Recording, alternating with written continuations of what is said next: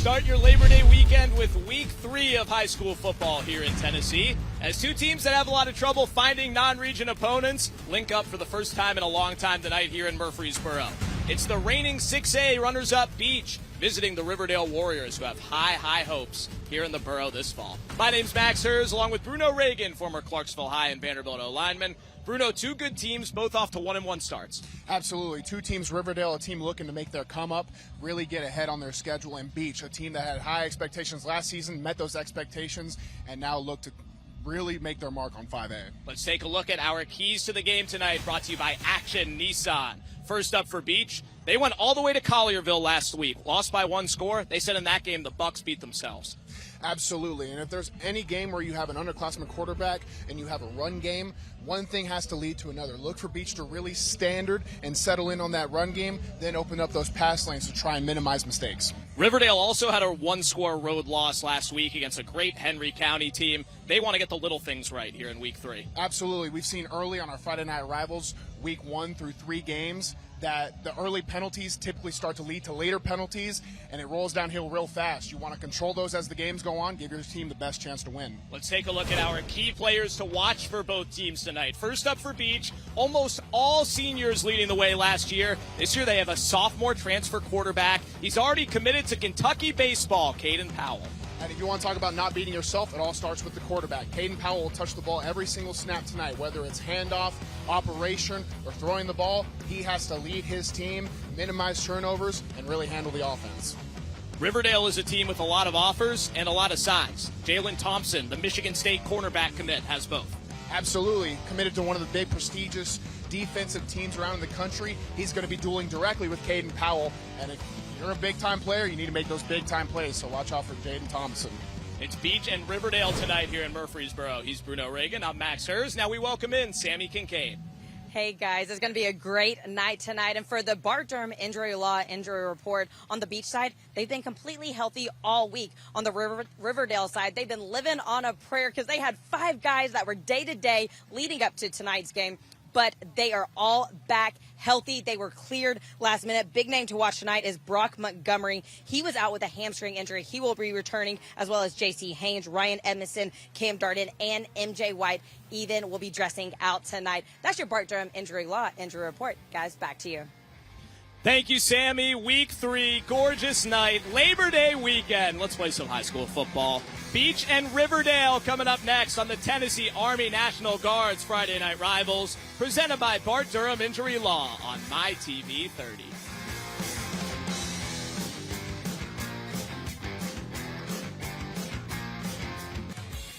Murfreesboro here in Rutherford County, Phil Watts Tomahawk Stadium at Riverdale High School. Muggy night, temperature right around 80 degrees. It is Beech and Riverdale tonight on Week 3 of the Tennessee Army National Guard's Friday Night Rivals, presented by Bart Durham Injury Law here on MyTV 30.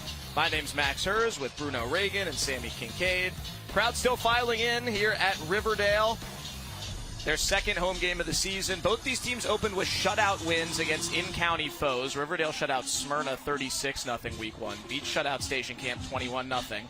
Then last week, they both went way on the road. Beech went all the way to Memphis, lost to Collierville 28-21. Riverdale went to Henry County, their head coach Will Kreisky's alma mater, lost by 1, 21-20. Both teams got back at 3 in the morning last Saturday, Bruno, and now they meet up here the next Friday.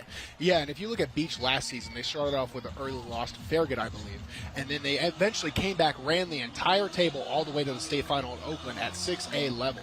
So now I wouldn't expect that early loss to set either of these teams back. Riverdale played a strong Henry County team.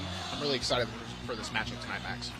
Time for tonight's coin toss, presented by the Tennessee Army National Guard, with our white hat official, Bobby Garrison, Beech in the white, Riverdale in the slick new red uniforms. Year 2 of those new jersey tops. The coin is in the air. Beech has won the toss. It looks like they want the football. So Beech will get the football to get us started on the road here tonight at the Dale. Bruno, we mentioned a couple times already, Beech went all the way to the 6A finals last year, lost to Oakland in the state championship game. Because of enrollment, they moved down to 5A this cycle. They are in a loaded 5A region, but they moved down to 5A after getting to the 6A finals. Yeah, it's interesting that they moved down to 5A. We're going to really get to see how 5A and 6A sort of stack up using Beech as our metric, because 5A, as you said, is stacked itself. So you wonder if they make that move down, is it really even an advantage or not? I'm sure that's something Beech is interested and their coaching staff talks about every now and then. I'm really looking forward to seeing these two face off. We've seen a lot of passing in our early Friday Night Rivals games, Max. Now I'm really certain we're going to see a lot of strong rushing attack from both teams tonight. There's Anthony Crabtree. His job is Beech, so much so that he's been the head coach for 19 years there and the offensive coordinator as well. Led his boys to the state finals last year with a senior-laden group.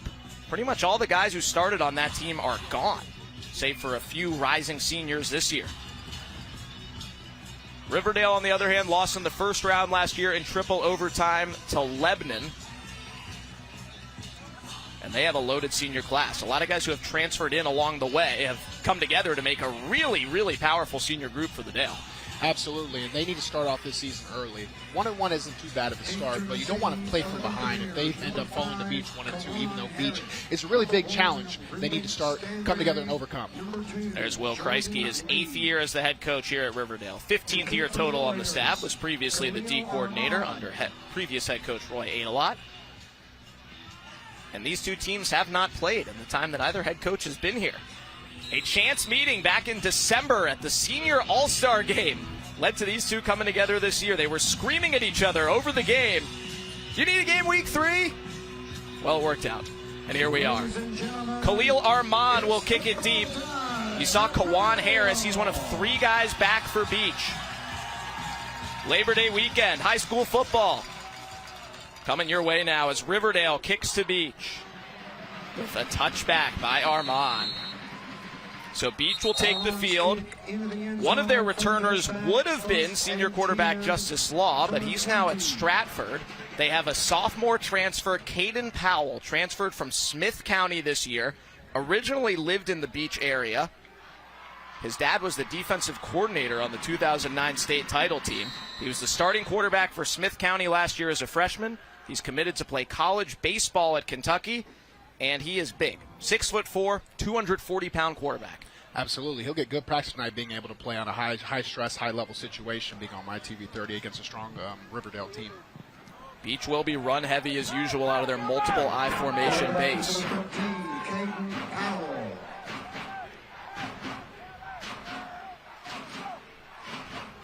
And movement before the first snap. Prior to the snap, false start, number 57 on the offense. 5-yard penalty, still first down. That is against the right tackle, Rex Bauer, on an offensive line with 4 new starters this fall for Beech. Bauer, the only senior, and a first-time starter. Here's the full starting lineup for the Beech offense. Powell with Michael Parson, the senior running back. Rafe Ripito, the junior fullback. Ruben Stanberry and Jordan Lee, the receivers, who they want to get the ball to a lot tonight. Luke Lehue, the tight end, and the offensive line. Kason Martinez, L.J. Rogers, Matt Barrett, Dylan Thompson, and Rex Bauer for the Bucks, who don't get anything on their first play. Jalen Thompson, the future Spartan cornerback with the TFL. Here's the Riverdale starting defense. Joe Guzman, Jake Patterson, and Anthony Gunn up front. Ryan Edmiston, JoJo Smith, J.C. Haynes, and Traylon Davis, the really good linebackers in the 3-4. And the D backfield's great too. Thompson, Keyshawn Williams, Braylon Vanderbilt, and Centrisis, a.k.a. Tio Ote. Starting lineup brought to you by BMC Metalworks for the Riverdale Warrior defense. Second snap for Beech. Caden Powell's first throw turns into a run as the big sophomore rumbles forward. It is close to the first down. About a yard short. It'll be 3rd and 1, gain of 13. Great job by Powell. He reads it, he tucks the ball, starts his run, and it was really impressive by the Beech exterior right here. You see these wide receivers. They see that Caden Powell tucks, and they immediately turn up. Number 42 for Beech right there, Gunnar Clary, playing out of the fullback position. 3rd and 1. This is the down and distance that Beech Buccaneers are built for. Handoff to Shelton Swafford, the sophomore running back, gets the first down. Swafford's had a great season so far. 20 carries for 142 yards, 7 yards per carry through 2 games. That is an absurd stat line. If he can keep that up the entire season, Beech will be just fine at 5A. Caden Powell says that Swafford is their power back, while Michael Parson is more of the speed guy as the senior. Parson played some last year behind Darius Johnson, who was the breakout star of the fall in the entire region. We were waiting the whole season. When was Darius Johnson going to get a big offer? Well, he ended up playing Power 5s. He's at NC State as a preferred walk-on. So big shout-out to Darius Johnson. Caden Powell throws to Jordan Lee! Inbounds for a big gain. 28 yards. Beech said they would need to throw. Caden Powell had great poise on this throw. The touch of a quarterback, you can tell by a release whether it's going to be a good or bad throw on those vertical routes. He gives his receiver time to separate and then get 1 foot in bounds for the great catch. Lee, a returning starter and now a two-way starter at receiver and corner. Gets a BMC Metalworks first down. BMC Metalworks providing precision machining and fabrication services throughout the southeast area for over 45 years. Lehue and Declan Deering move left to block for Caden Powell. Pick up a 4 or 5. Powell moved into the Beech zone at the beginning of the summer around June, which is the height of 7-on-7 season. Probably not a great time for a quarterback to be learning a running offense. But as we see, it did help him right there. And for Beech, the run game will always open up the pass game. So if you're constantly running and running and running, the Riverdale defense is going to be off their toes every now and then. That's why they're pushing. Caden Powell, sure, he can make those throws. And off to Michael Parson. Parson, the senior, sets up another 3rd and short. Tackled down by a tribe of warriors, including number 42. Beech is doing what we emphasized in our early weeks so well, staying ahead of the chains. They had a little bit of an issue at the beginning of the game with the false start on the offensive line, but now that they're able to stay ahead of the chains, get those 2nd and mediums, 3rd and shorts, it really opens up their offense. Anthony Crabtree, the head coach, offensive coordinator, ready for his boys to go on 3rd and 2.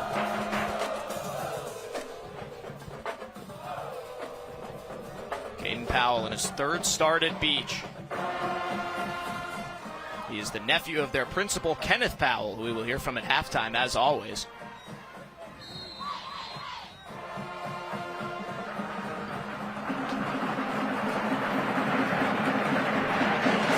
Powell rolls left and gets sacked.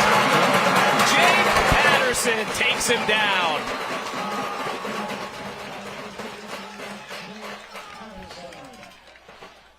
Operation is twofold. Caden Powell had been doing really well operating the Beech offense, but those are one of those you want to get back, maybe get in the area of a wide receiver and get the ball out, so that way it's at least a manageable 4th down. Patterson, the junior, first-time starter on the defensive line with his 2nd sack in just 3 games this year. It's 4th down and 11. Beech has the offense on the field, at least for now. And a timeout. Called by Beech. 4th and 11 on the plus side of midfield. We'll tell you what they do and show it to you when we come back. Beech and Riverdale on the Tennessee Army National Guard's Friday Night Rivals, presented by Bart Durham Injury Law on Channel 30.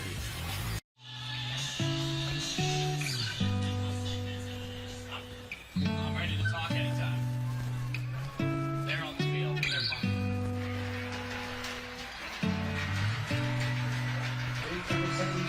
Before the game tonight, the United States Marines National Anthem moment with the Warrior Marching Band, the Riverdale JROTC Battalion, and our patriotic fans here in Murfreesboro, Rutherford County, as Beech makes the long and not-so-convenient drive down from Sumner off Shackle Island, and they will punt. Nick Krall, the senior punter, puts it in the air. Not returnable for Keyshawn Williams. And we will see where it goes out for Riverdale's first drive of the game. They are led by their senior quarterback in his 2nd year at the Dale, Braden Graham. Started his high school tenure at Lipscomb, picked up some early SEC offers there, played at Riverdale last season, this year he's looking really sharp. Yep, if they have any hope of beating Beech, it's going to run through that young man right there in this offense. They're going to start from a backed-up position, which is going to show a great example of how Riverdale is going to respond this game. Backed-up position is one of the biggest things to overcome for an offense in an early score. Riverdale will start at their own 14-yard line after the punt by Krull. Isaiah Verser in the backfield next to Graham. Graham will throw. Screen is dropped by Brock Montgomery, the transfer from Friendship Christian as a senior. Here's the whole Riverdale offense. Graham, DJ Taylor, and Isaiah Verser will alternate at running back. Three of their many receivers, Keyshawn Williams, Brock Montgomery, Braylon Vanderbilt. Ryan Edmiston, the senior, steady tight end. The offensive line, some familiar names. Briar Wilhite, Amari Watkins, Caden Smith, Gavin Harris, and Alex Meza on the Riverdale offense from BMC Metalworks. Hand off to Isaiah Verser, the senior running back. Gets the left edge and scoots out of bounds with a gain of 5 or so. Here's the Beech Buccaneers starting defense, led up front by Rafe Ripito, Jordan Tibbs, and Andre Lunsford in the 3-4. Linebackers Luke Lehue, Alvin Comer Jr., Chandler Westmoreland, and Gunnar Clary. The DBs Ruben Stanberry, Jordan Lee, Kawan Harris, and Michael Parson. We had a flag come in after that last play, and that run by Verser may not count. There's the call from Bobby Garrison. That's fine. Thanks for checking. Looked like a false start on the offense right there. Just a little bit of an operation issue from Riverdale. So it would have been 3rd and 5, instead 2nd and 15 for the Dale. Well, at practice this week, Braden Graham was dropping dimes. He was putting balls in the back corner of the end zone on the practice field behind us. Dropped one over Keyshawn Williams' right shoulder that I think is one of the best practice throws I've ever seen going to these high school practices. He made it look easy, too. He wants a big year this year at quarterback. It's obvious the talent is there. We just need the execution. They get the ball to Jalen Thompson, the Michigan State corner commit, who gets the penalty yardage back, but not much more. Michael Parson and Kawan Harris push him out. Thompson able to play every snap both sides this year after being limited by a knee injury last fall. You need it in the high school level. You need your big dog players to be able to play both sides and make plays on both sides. This is 5th catch of the season, already over 60 yards, but off the field for this 3rd down and 8.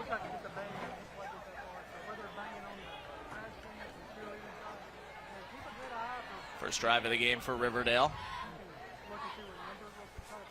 Under second-year offensive coordinator Justin Barnes. 4 wide on 3rd and 7. Graham lets it fly. Incomplete. Looking for Montgomery. Ruben Stanberry had him all the way. That's a 5'7" guy guarding a 6'3" guy. Great protection by the Riverdale offensive line and the running back. I think Montgomery gets a little bit tied up, but a little bit of contact, not enough to draw the penalty. Gets a little bit behind the ball. Great throw there, though. So a 3 and out for Riverdale with a penalty mixed in to get things started. And they will punt it away. DK Justice lining up to boot it deep.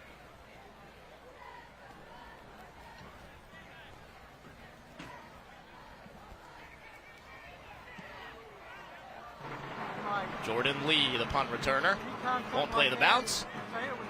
And Beech will start around midfield. Scoreless game so far, a stop for each defense. Beech nothing, Riverdale nothing in the first quarter here on MyTV 30.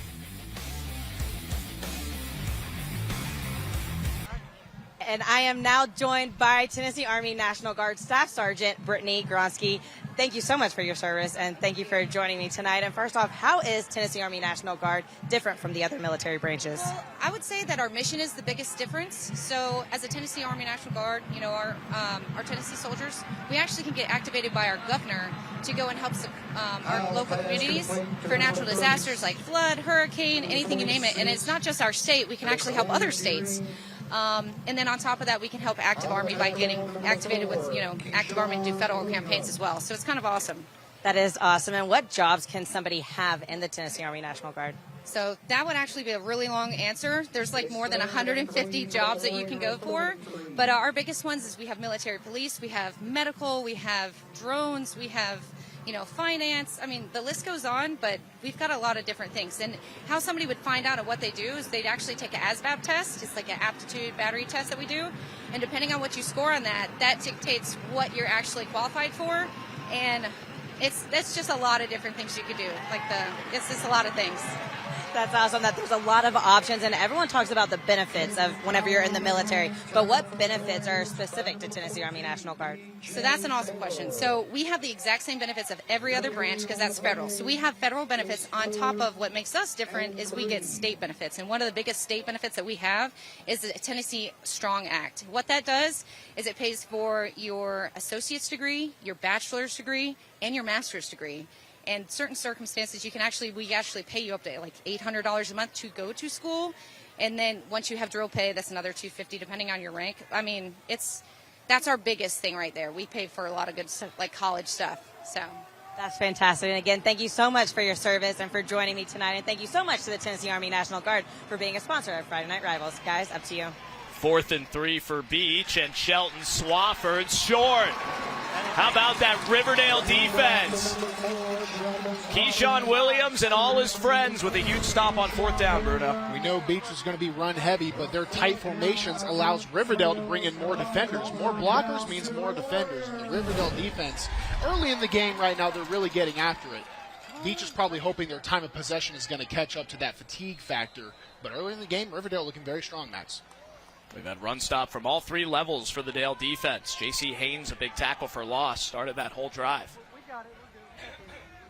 Riverdale back on offense for the second time this game after a 3-and-out their first time, starting at their own 43. Braden Graham's pass tipped and almost picked.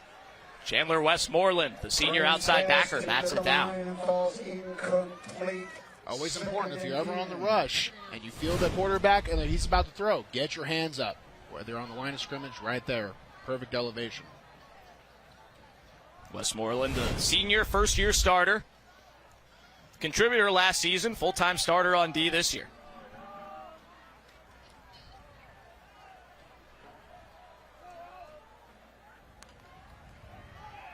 Pass left to Keyshawn Williams, who's got some room to run for a Riverdale first down. Williams missed all of last season with a knee injury. Every single person at Riverdale is excited to have this dude back, and for the first time ever, playing varsity at full force. Great job by Riverdale spreading out the Beech defense. They go in dual formation, 2 wide receivers on each side, and just give it a quick pitch and catch so that way they can start getting their offense in a little bit of a momentum. 15-yard pickup for Williams, who moved here from Jackson in the spring semester of his freshman year. Wasn't originally planning to play football and actually turned Coach Will Kreisky down once, but one of the assistant coaches, the late Bobby Wells, brought him to the office and convinced him. Looking deep to Jalen Thompson. Braden Graham to Jalen Thompson inside the 10-yard line.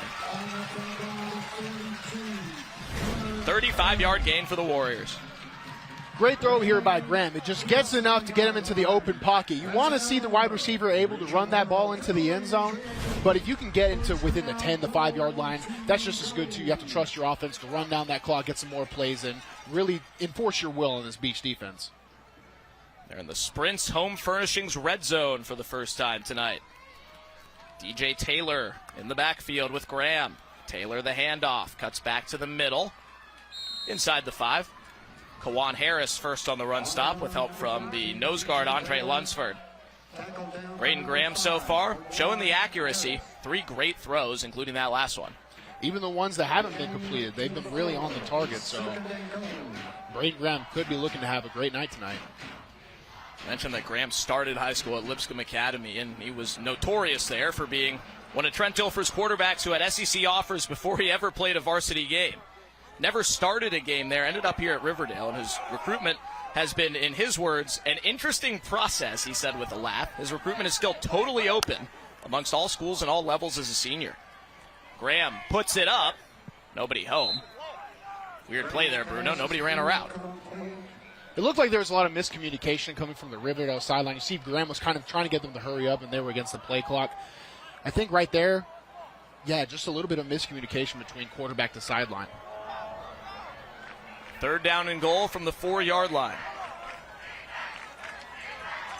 Riverdale looking to strike first on their home field.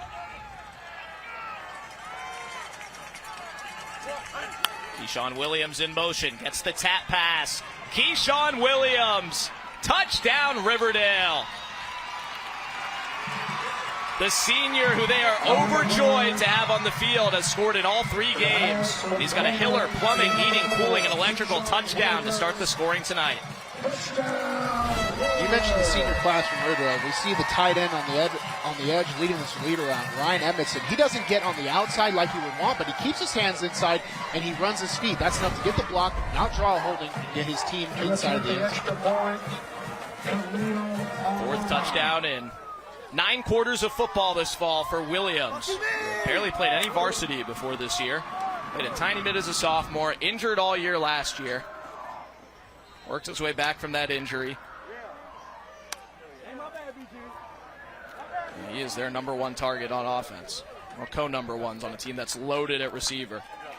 Khalil Armand makes the extra point, and it is 7-0 Warriors. Our Wilson Bank and Trust scoring summary for that Riverdale touchdown drive. 6 plays, 57 yards after the turnover on downs, and they did it in just a minute 40. Yeah, it was a quick drive, and they got some red zone work. I'm probably on the outside of the train of thought of this, but whenever I see someone breaking off a big play, I always hope that they get down within the 5, so that way we can enforce our will on the goal line. That was just my mindset. Right here, we have the end around, great speed. You see that block on the edge, just enough to get him into the end zone. Keyshawn Williams, the opening touchdown of the night. Despite the fact that he's barely played any varsity before this fall, he did pick up a Division I offer from Georgia Southern back in May.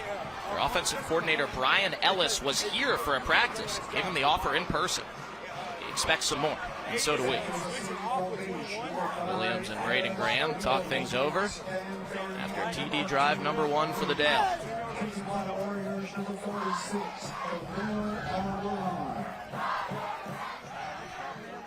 I think Braden Graham sees something there from the Beech defense that they might be able to exploit.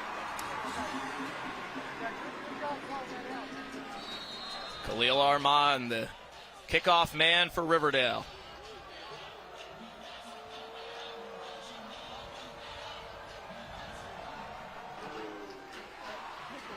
Two kickoffs, 2 touchbacks for Armand. Possession number 3 for Beech, Bruno. They moved the ball the first time, ended up punting in plus territory. Last time they went 4 and out. Yeah, Caden Powell's a really big body out there. I think he might be one of the more stout figures on the offense. So as we start getting this run game going later into the game, maybe as we start getting into first quarter, second quarter, I think you'll start seeing those defenders maybe light up, because they're lighting them up right now, but I think it's going to start coming reverse. Powell 3 for 3, including a 28-yard pass down the right sideline to Jordan Lee. The sophomore is committed to play college baseball already for the Kentucky Wildcats, which is not uncommon for baseball players to commit that early. He committed last spring as a freshman when he was still at Smith County High School in Carthage. He keeps it on the play fake. Powell rumbles forward. He has not yet done anything for the Beech baseball team after transferring, but he did have to try out for the team. And we are proud to report that the man who showed up with an SEC commitment did make the Beech baseball team. That's funny. I know they want to keep people honest, but if I was him, I would be like, oh, come on, guys. He made the football team, too. He's their starting QB, potentially for the next 3 years. And Beech is in his blood. His dad, Keith, was the defensive coordinator when he was born at Beech. He always wanted to play for Beech. He's back there now. So Michael Parson gets tackled for a loss. It's Jake Patterson in the backfield for the second time tonight. Yeah, Jake Patterson's doing a really good job. He's on the backside. He just runs straight off the ball on the mesh. So what the offense is doing is they're leaving one guy on the backside to try and get an advantage at the point of attack. But Jake Patterson is not giving him time to operate or breathe on the handoff. First-year starter up front with a sack and a TFL so far tonight. 3rd and 5 for Beech.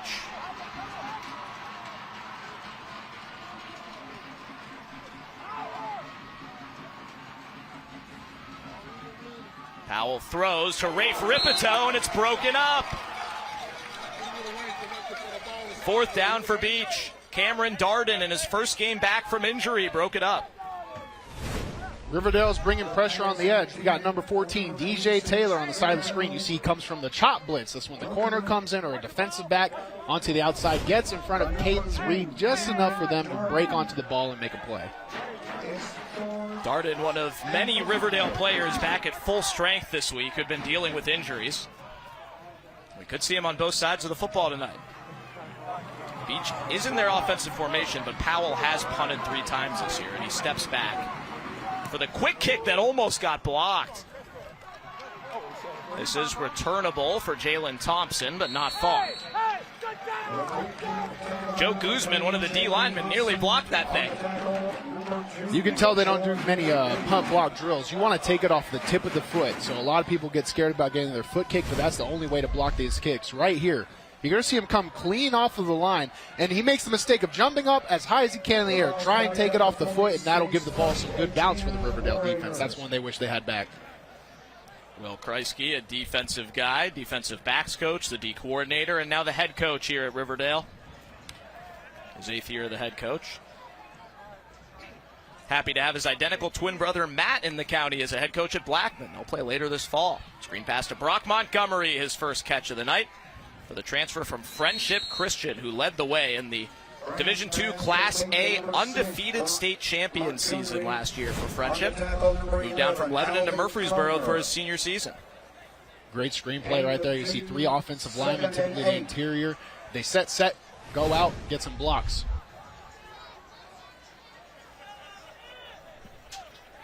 Braden Graham, 5 of 9, 63 yards, 1 touchdown. Really showing a lot of promise, a lot of poise in the pocket, great touch on his throws. He really seems to be a great all-around quarterback right now.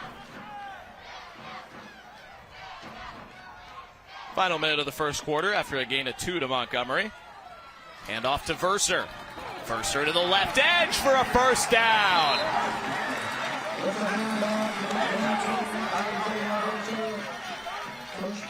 14-yard gain and a BMC Metalworks first down for Isaiah Verser. Run games will open up the pass game, and pass games will open up the run game. Right now, Riverdale is having a really strong pass game, and now they're able to run out of 5- and 6-man personnel, which is 5 linemen and 1 back. And that's giving their athletes a lot of space to move.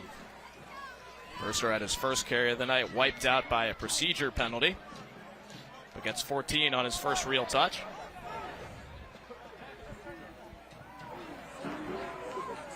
BMC Metalworks first down before what could be our final snap of the quarter. Braden Graham looking deep to Braylon Vanderbilt and almost picked. Jordan Lee had a chance at it.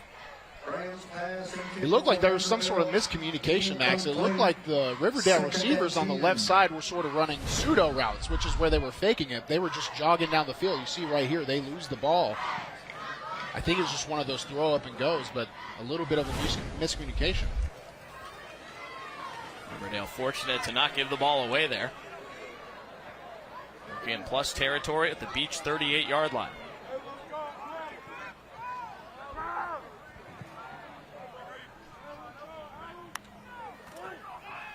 Screen to Brock Montgomery. Not going far. Ruben Stanberry, the senior corner. Number 6, Brock Montgomery. On the tackle, number 1, Ruben Stanberry. You can see the trust the Riverdale offense has in Braden Graham. They're going to let this guy cook it up on the offense right now. That's the last play of the first quarter. Riverdale football with a 7-0 lead at the end of 1. We're stuck here. Braden Graham and the Warrior offense looking good so far. A 4-yard touchdown, tap pass to Keyshawn Williams, the only scoring. It's Riverdale 7, Beech nothing after 1. Welcome back to Murfreesboro, second quarter. Anthony Crabtree's Beech Buccaneers trailing Riverdale 7-0. As we start quarter number 2, my name is Max Hers with former Vanderbilt, Clarksville High School, and XFL offensive lineman Bruno Reagan. Sammy Kincaid down on the field. And a big third down coming up for the Dale. Student section out in full force here on Jersey night. Always great to be in Murfreesboro. Second time this year here in the borough for us through our first 5 games. Always great to be at Riverdale. That is, unless Sammy Kincaid refuses to go in the TV. Come on, Sammy, go in it. 3rd and 10 for Braden Graham and the Warrior offense. Riverdale in the red, Beech in the white. First snap of the second quarter is a big one. Graham right side, caught by Montgomery.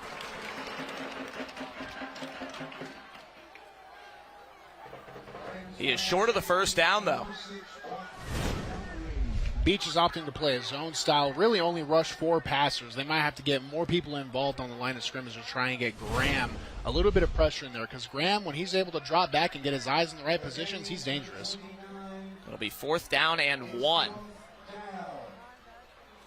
Montgomery, the UConn receiver commit, made a nice catch on the sideline, but was short of the first down.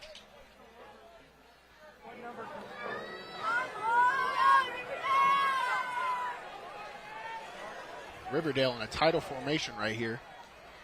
Ben Woodruff in motion. DJ Taylor gets a push and the first down. The junior running back with Power 5 offers from Indiana and Vanderbilt converts the 4th and 1.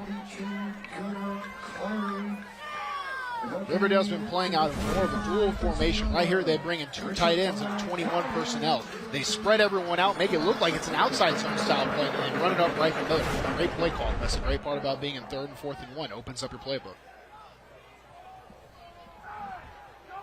Coach K's crew gets it done. That is good for a UA Local 572 first down to the Beech 25-yard line. UA Local 572 is the premier trainer of workers in all aspects of the piping, plumbing, welding, and HVAC industry. 5 wide for Braden Graham. Deep to Jalen Thompson, but too high. Gunnar Clary, a linebacker, was on him when they went 5 wide. Kawan Harris with the safety help. Riverdale starting to go into an empty backfield. They're in what's called scat protection. They just have the 5 linemen. They're opting out to take out their running backs and get some more athletes on the edge. They're really trusting their pass offense right now. There's a flag right around the point of the pass.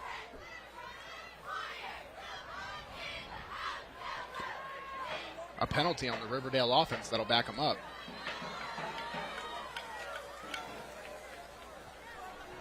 Some confusion right there on what it is. The penalty, unsportsmanlike conduct. Unsportsmanlike. Will move the ball back. Not sure if it was something said after the play or what, but the flag came in right where the pass landed. You never know. Typically they let words go, but it always depends on the referee and crew. Best case scenario, shut up and play the game. Give your team the best chance to win. 15-yard penalty makes it 2nd and 25.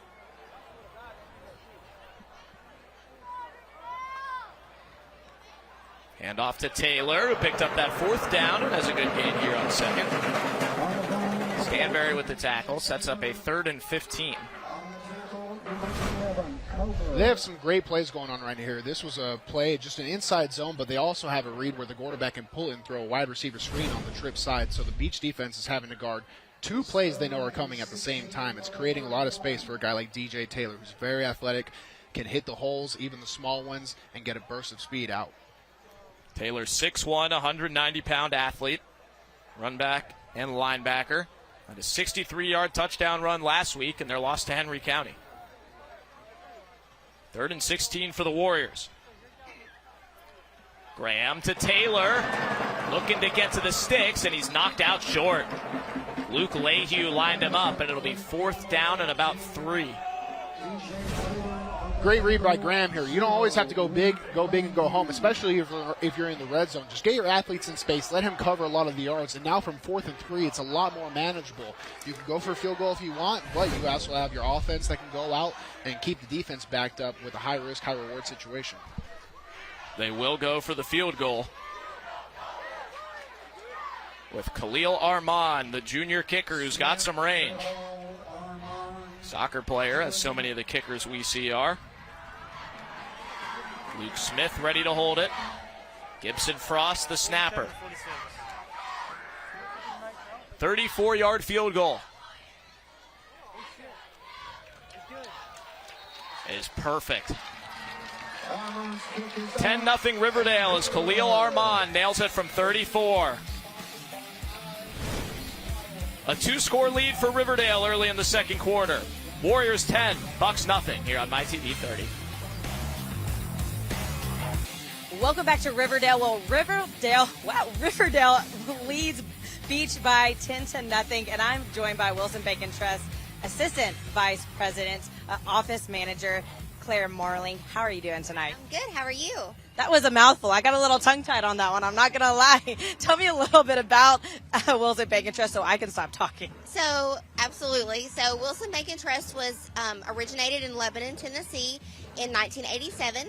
So, we're in our 36th year as a community and independent bank. We have 30 full-service locations in Middle Tennessee and offer every single service from consumer products to business products, and then loans, insurance, and investments. And why do you like working at Wilson Bank and Trust? So I started my banking career in 2009, so this is my 14th year as an employee of Wilson Bank, and I absolutely love it. I would say the people going to work every day, it's a family, and then our leadership is world class. So their commitment to our career development, to work-life balance, and everything in between is super important. Absolutely. And what sets Wilson Bank and Trust apart from other banks?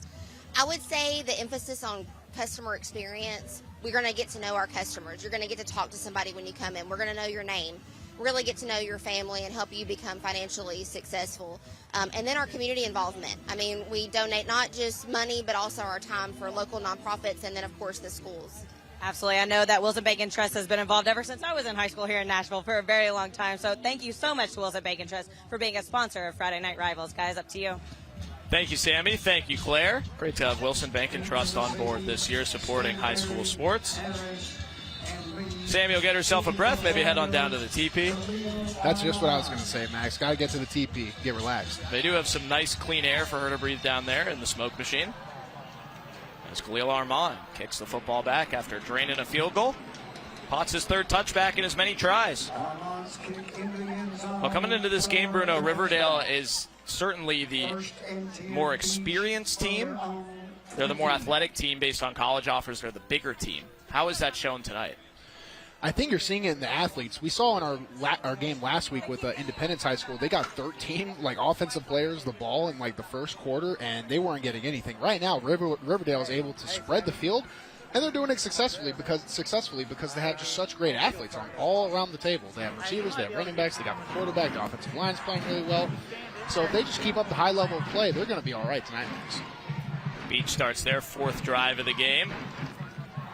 2 punts and a turnover on down so far, and the snap is bobbled, then handed to Michael Parson. That's something that new quarterback Caden Powell said he's had trouble with in the offense. He made some mistakes last week where he turned the wrong way, handed off the wrong way, faked the wrong way in the Beech system, and those are the things he wants to clean up. Your scoring summary brought to you by Claire and our friends at Wilson Bank and Trust on that Riverdale field goal drive. Wilson Bank and Trust is proud to sponsor our local schools and student athletes both on and off the field. Will Kreisky, certainly a referee's favorite to talk to. He said he was actually able to convince an official last week. He said this on WGNS radio last Saturday. Convince a ref that an illegal fake field goal was legal, and they got away with it. That one may have been picked. Incomplete. Nearly tipped by Keyshawn Williams to Jalen Thompson. The future Spartan corner nearly had an acrobatic INT. To pick on where you left off with operation, quarterback is the hardest position to play. Right now he has to set the motions, he rolls out, has to hit all of his different reads. You see the ball, it's just a little bit of a receiver mix-up. The receiver doesn't even know the ball's there, so he can't even come down. It looked like it was a catch there, Max. It looked like the ball didn't even hit the ground. Sadly, I don't think we have replay at the high school level besides what we see. So that was one that maybe got away from Riverdale. And Thompson robbed of his second pick of the fall. The man who committed to play corner at Michigan State just before New Year's last year. Screen pass on 3rd and 8 to Shelton Swafford, who won't get it. Riverdale gets there with plenty of time. T.O. Otey and Traylon Davis, the tackle. Each will have to punt for the third time. Beech is really struggling to find any sort of groove on offense. They came out with some gap scheme runs, something that they haven't tried yet tonight, and it's just everything's getting stuck for a 2-yard gain, a 1-yard gain. A lot of balls are really throw-ups from Caden Powell right now. Even his completion percentage is looking really good to start the game. Beech just needs to find some rhythm, a play that works, and really modify around it.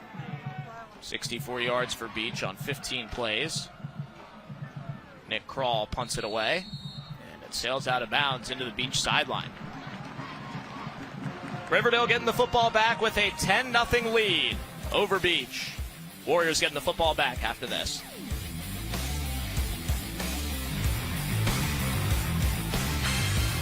Welcome back to Murfreesboro here at Riverdale High School. Max Hers with former Clarksville High and Vanderbilt O-lineman Bruno Reagan. Sammy Kincaid down on the field. Riverdale a 10-0 lead over Beech. And their offense ready to retake the field here. Very high-level output by the Riverdale offense right now. Doing a great job by their defense. I think the Riverdale offense, they're playing really well in tandem. Football is they say don't play 10-man, play 11-man football. Well, you also have to play 33-man football. Offense, defense, special teams. Right now, Riverdale's hitting from all angles, and all that momentum is playing really together to get their defense off the field, keep Beech's defense on the field, get them tired. Both these teams 1-1 coming off of long-distance losses. Nobody wants to play either of these teams. Beech wants to play everybody in their county who's not in their region. They can't get any of them on their schedule. Riverdale's got a few, still got to travel. Braden Graham throws deep to Montgomery in traffic, but broken up. Michael Parson, one of 3 bucks in there to break it up. You don't want to praise too many incompletions, but right here, Graham throws into what is seemingly triple coverage, but he hits it right on the window. A great job by number 8 of Beech right there. Michael Parsons to get his hands up and at least stop that pass because it was going to be a completion. Also, shout out to my man Amari Watkins blocking up front for Riverdale. Lost his helmet on that last play. So he's got to come out at left guard on the 2nd and 10. Hand off to DJ Taylor. Good cutback, but a flag. On the run, number 14, DJ Taylor. Tackled by Comer, number 11. Looked like an interior on the offensive line, probably a holding on the penalty. field. Here's Bobby Garrison. Soft-spoken on the call. Come on, at least tell them who it was on. They're probably just as confused. Isn't that how you wish they called every hold on you, Bruno? Absolutely. That's what. If you're an offensive lineman, you'd never want your number called on the holding. It wasn't me, Coach. Play, holding, number 64 on the offense. 10-yard penalty from the previous spot. Still 2nd down. There's the authority on the call against the center, Caden Smith. Number 64, you see he's on the back block right there. Yup, if you're ever going down, you have to get your hands out of it. He pulls his hands down with his own body. That's going to get called every single time, especially when the play hits backside. Smith, one of 3 seniors on this Riverdale O-line. 2nd and 20. Graham to Montgomery, gets stuck by Stanberry. Now, Ruben Stanberry's 5'7", 150, but mostly guarding Brock Montgomery, who's 6'3", 195. He's sat on against these guys before, 7-on-7, no problem. Just got to wrap up. A little bit of a low snap. Graham had to stumble out of the pocket, but they were able to complete, at least get something going. Stanberry has an offer from Cumberland. Also talking to center and Lindsey Wilson College to continue his high school career.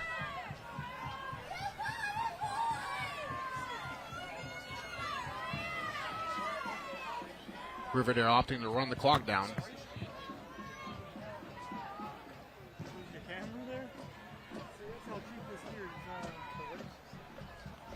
Third and Eagleville. Graham picks up about half of it to Montgomery. Graham's pass. We've seen Riverdale operate in 4-down territory quite a bit tonight. Yeah, with that sort of play call, I'd expect them to go for it on 4th down because it looked like they were just trying to chop the yardage in half. That's a good thing I like about Riverdale. They seem very intentional in what they're doing on offense. Not only in their play calling, but in their goals. What are we trying to accomplish with their plays? And I think that's what their main reason of success is tonight. I think it's opposite on the camera. 4th and 5. Already picked up a 4th and 1 last drive. 4 receivers set. Keyshawn Williams, Brock Montgomery, Braylon Vanderbilt, and Ben Woodruff. The options for quarterback Braden Graham. We do not have a play clock visible on the field here at Riverdale. And the Warriors will take a timeout for this 4th and 5. Timeout. It's interesting you mentioned that, Max. There's just some things different about high school football. I was looking earlier in the game. I couldn't find a play clock either, so you kind of just have to trust your own operation and your practice and your pacing. Stay tuned for the South College halftime report. Well, this week's Rackley Roofing Scholar athletes, one from each team. Interviews with the principals from both teams, highlights, and more. South College, where dreams find direction. Always great to talk to the administrators from both of these schools, who both have a lot of construction going on either now or in the future. Riverdale, part of a big Rutherford County education program that will really help the public schools here, so excited about that work that is already underway here on parts of the Riverdale campus.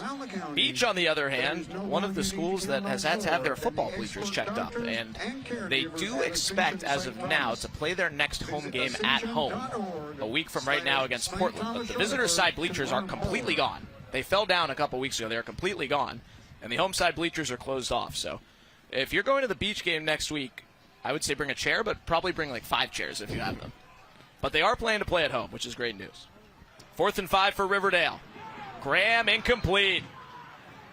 The Bucks brought the rush. Gunnar Clary in coverage. And it's a turnover on downs. Graham's pass intended for Thompson, incomplete. Interesting from Graham there. It looks like Graham is choosing to opt for personnel targets rather than maybe some schematical things, because they had the trips to the left right there, and Graham instantly put his eyes right. I think he saw something pre-snap he liked, but there's a little bit of miscommunication between him and his teammates and what they're seeing right now. So after back-to-back drives with points for Riverdale, they turn it over in plus territory. Caden Powell and the Beech boys back on the field at their own 37.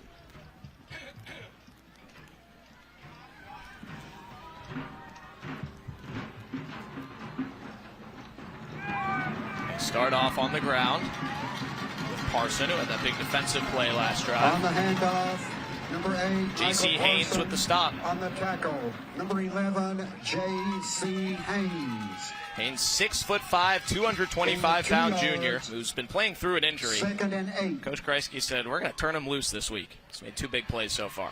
Well, he's doing a good job of extending his hands when he gets to the point of attack and then just shedding the blocks. Right now, Beech has to start working a little harder on the offensive line and tight end positions. They're just getting shed and getting beat on the backside.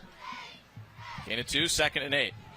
Parson again up the middle with a good gain. On the run, number 8, Michael Parson. Set up a 3rd and about 3.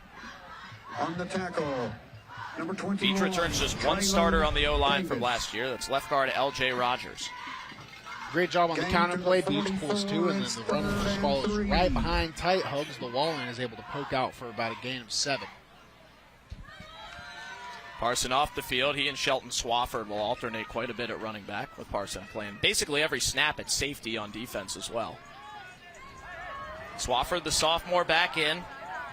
Kawan Harris and Jordan Lee, their 2 best playmakers, split wide on 3rd and 3. Powell keeps it and runs for the first down. Contact in the backfield and a flip over midfield for Caden Powell, and a first down for Beech. I mentioned Powell's stature. He is a legit threat to pull every single time. And where most quarterbacks, I'll tell you, get down, just take the first down. Powell opts to drop the shoulder and lead the boom. Now, if you're Beech, you're probably like, I don't want my quarterback taking that hit. But you need some kind of momentum, and Powell's trying to set the tone for the rest of his team. 35 passing yards, 29 rushing yards for Powell, the 6'4", 240-pound sophomore. Another UA local 572 first down for Beech at midfield. Powell to Kawan Harris, their best athlete.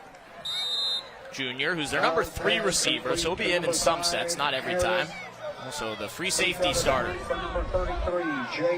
Beech's run-heavy offense is really starting to open up some of their pass game. You see the receivers they're playing a little soft onto the routes, and the corners are also playing soft. So those open passes might be there the rest of the night. They're going to give him the first down on that play, right around the sticks for Kawan Harris, who they call KJ amongst the team.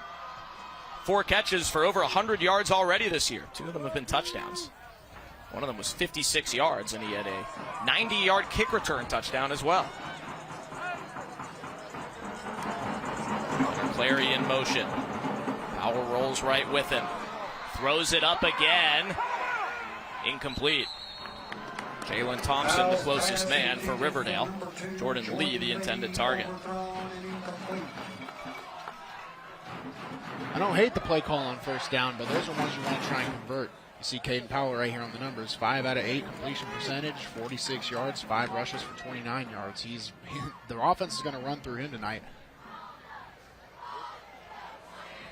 Mentioned earlier that Caden Powell's dad, Keith, was previously a coach on the Beech team. He has moved back with them, of course, but not coaching. He just wants to watch his son the rest of high school. But some great reporting by Blaine Keller of Main Street Preps over the summer, telling the Powell family's story. They have moved everywhere. Caden was born in Sumner County, then lived in Fayetteville, North Carolina, Johnsonville, and Somerville, South Carolina, then moved to Carthage for his last 4 years of school, 6th grade through 9th grade. Now he's back playing for Beech, the place where he's always wanted to play. He was a little kid when they won state with his dad on staff. I wonder what year that was, Max. I might have played against him. 2009, would you have? Oh, I was No, I was 10 and 11. You I were think, a pup so. at that point. Yeah. Close. Coach Nathan Wilson, their quarterback's coach, a.k.a. Ryan Ellis's lookalike, getting the play into Caden Powell. Water. On a 3rd down and 8 for Beech, trying to break this shutout. Working at the Riverdale 38-yard line. Final 3 minutes of the second half. Powell's got time. Launches deep. Too far again. Ruben Stanberry almost ended up on the track. 4th and 8. Foul pass to the end zone is incomplete. Great coverage by Cameron Garden there for Riverdale. He doesn't get his hands involved. He uses his body control, lead the receiver outside, kind of take him away from the play right there, and the pass was just way too outside to even be catchable. Ruben Stanberry joined the track team last spring for the first time, but not in season to be on the track right now. And they will punt. Nick Kroll ready to kick it deep to Jalen Thompson. Wearing those Michigan State gloves, the place where he's committed. Thompson's final 5 were Michigan State, Michigan, Nebraska, Auburn, Kentucky. We asked him, why so many Big Ten from SEC country? He said, that's where I felt needed and wanted, those schools. He had offers from plenty of SECs, more than just those 2 that were in his final group. Won't have a chance to run this one back. Good directional kick by Kroll. Bounces out at the 13-yard line. Thompson, a candidate to be our player of the game tonight, brought to you by Bart Durham Injury Law. I'll tell you who it is in the 4th quarter. He's been as advertised on both sides. The transfer from Siegel in his 2nd year here at Riverdale. Yeah, I don't blame him at all for being in SEC country but wanting to play in Big Ten, especially at a team like Michigan State. It seems like defense is his primary concern. They've had some pretty prestigious defenses out of the Big Ten right now, so especially at Michigan State. A whole lot of Michiganders here in the Nashville area as well, especially in Rutherford County with all the automotive industry. Riverdale gets the football back with under 3 minutes left, and a flag flies in. As Isaiah Verser goes nowhere, and then some more pushing and shoving after the play. It is a hold against the Warriors. There were 2 flags. We'll see if anything at the end of the play got called as well. I don't think so. It looked like they were both thrown on the same guy, the right tackle for Riverdale.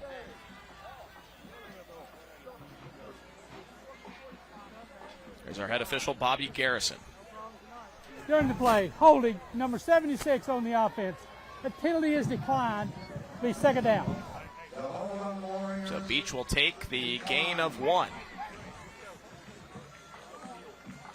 That'll be on the right guard. Let's take a look right here. Number 76. He's matched up with number 79 on Beech. He gets his hands a little bit on the outside, but his body's in good position. I think sometimes, hey, if the referee calls it, it is what it is. You got to keep playing hard. Keep those hands inside. Really clean. Again, Beech declined the penalty. Riverdale sets up the screen, but it's dropped. Looking for Verser out of the backfield. It'll be 3rd and 9. Beech wants the football back, and they got a chance at a stop to get it back right here. First time all game, Bruno, that Beech has had the upper hand in field position. This is going to be huge. Football is a game of momentum, and it takes all phases of the game. Right now, Beech's defense is really leading them. If they can get Beech in front of the half field mark, that's going to be huge for their offense. And if Beech's offense, which is run heavy, can stay ahead of the sticks, it's going to start putting pressure on Riverdale. Quarterback Braden Graham already thrown for 100 yards in the first half. Threw for 262 in their Week 1 shutout against Smyrna. He lets it fly here a little too high for Ben Woodruff. That's 4th down. Graham got hit by Andre Lunsford, the senior nose. So back to back. Stops for the Beech defense.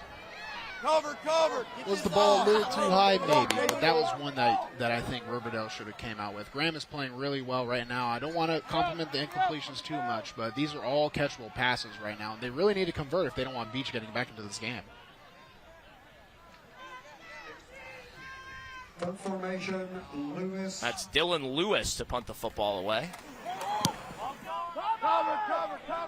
Returnable for Jordan Lee, who gets creamed. But a flag. Gibson Frost with the big hit on special teams, and Lee is down. From my first look, Max, it looked like a clean hit too. It looked like a lead with the shoulder instead of the head. I'm sure we'll get a replay on that. Player is still down right now.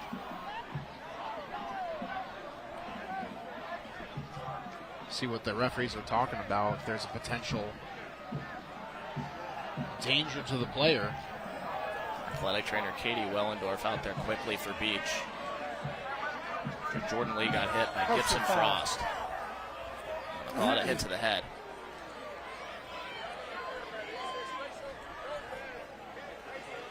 Frost, a senior, plays some DB, a whole lot of special teams. Played the boom and punt coverage. See him running down the middle of the field. Yep, leads with the shoulder instead of the head. It looked like a clean hit to me. Football's a tough game, and it's a full contact game. You want to hit hard. You want to create these collisions if it ever possible. It's on the returners to defend themselves with the option of fair catch. I don't agree with some of the calls tonight, but I get what they're trying to do. They're trying to make the game safer. So good to see Jordan Lee, star player on both sides of the ball for Beech, up on his feet. And we're already going to be on the right side of midfield, and it'll be moved up 15 yards to the Riverdale 29.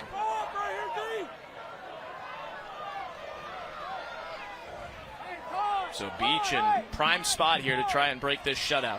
By far their best starting position of the game. Following the penalty, Before it had been their own 37 as they start drive number 6 tonight.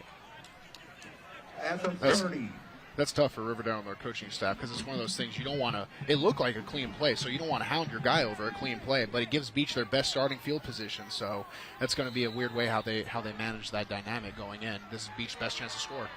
Beech going jumbo with Shelton Swafford in the backfield. Everybody else ready to block for him, and they do. First down pickup of 5 yards. Beech go strong, they go jumbo, even in the hurry up. Gunnar Clary, Ray Frippito, and Mason St. John as the extra blocker. Don't be surprised when they go right back to it. St. John, Clary, Rippito, and Luke Lehue all in to block for the 5 eligibles. The quarterback, Caden Powell, the running back, Shelton Swafford. Powell will throw, puts it deep for Lehue, and it's caught. First catch of the season for the senior tight end, Luke Lehue. They go into jumbo, have everybody inside of the box, then they roll it out. That was a great throw and catch right there. He throws it low and in front of him, so that way he can create his own separation if needed be. Clean play, now they're in scoring position. 17 yards for first and goal on a UA local 572 first down. They throw out of the heavy set, and it works. Got him by surprise. Powell puts his nose down, keeps on chugging inside the 5, and the Sprints Home Furnishings red zone for Beech. On the tackle, number 14, DJ Taylor. Powell, big body. Very hard to take down. You see Riverdale has 2 to 3 people on him before he goes down. He's able to collect 5 to 6 yards. They got him. Beech is going to look to run out the rest of this halftime clock with this finishing drive. Anthony Crabtree looking for some points before the break. It'll be Riverdale ball to start the second half. Michael Parson. Touchdown, Beech!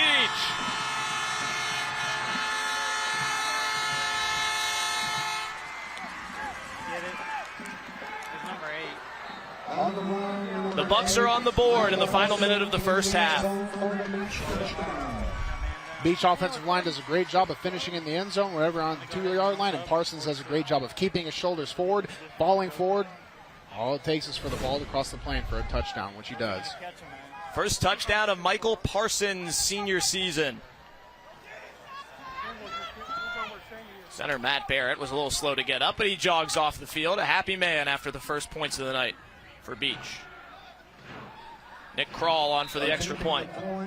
The switch kicker says he would like to kick an extra point right-footed on senior night. Unsure if that's going to happen. This one with his natural left is good. To cut the Buck deficit to 10-7. Your Wilson Bank and Trust scoring summary. 4 plays, 44 yards, including the penalty on special teams. They started at the 29 from scrimmage. A minute 37. Beech got to do their thing.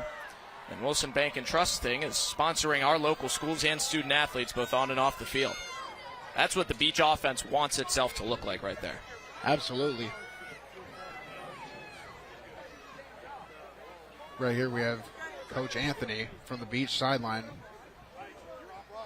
One of those things, he expects his team to play really well scoring those positions. I think Beech wish that they would be able to take a little bit more time off, because with 46 seconds, Riverdale has the personnel and the offense to operate a 2-minute drive right here and get some more points on the board. But that Beech drive was set up by a dropped pass to convert a first down into a penalty on the punt return, starting Beech on the 29-yard line, I believe. Coach Crabtree, one of the longest tenured head coaches in the Nashville area. It's always hard to find out who the longest tenured is. Everybody's got a claim to it, and nobody has too many official numbers, but Coach Crabtree's been doing it for a long time at Beech. 2 state championships. Back down in Class 5A this year as their enrollment has dropped a little bit, which is really interesting. Will Kreisky on the other side for Riverdale. Longtime coach here at the Dale. 15 years, first as the DB's coach and the D coordinator. Now in his 8th year as the head coach. This is one of the best teams he's had. A lot of seniors, but it's not really a group that they've built towards. It's a group that's been bolstered by transfers, many of whom came last year.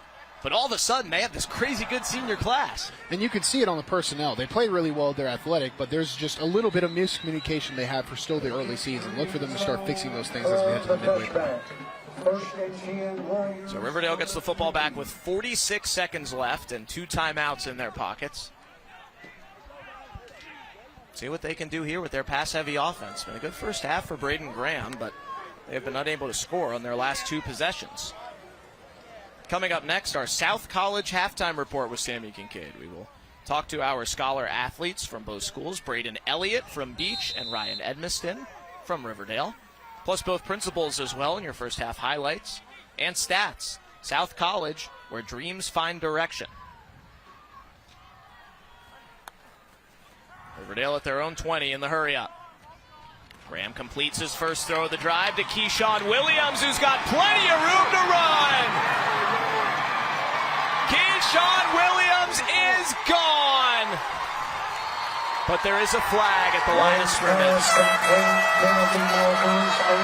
One athletic play by Keyshawn Williams, but that flag, I believe it's on the Riverdale offensive line. We might call holding.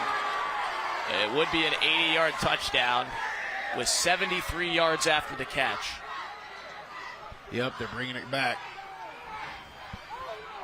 Referees are really targeting this Riverdale offensive line. I'll be interested to see what they call this one and see the replay, because it looked like a clean protection from what I saw, Max.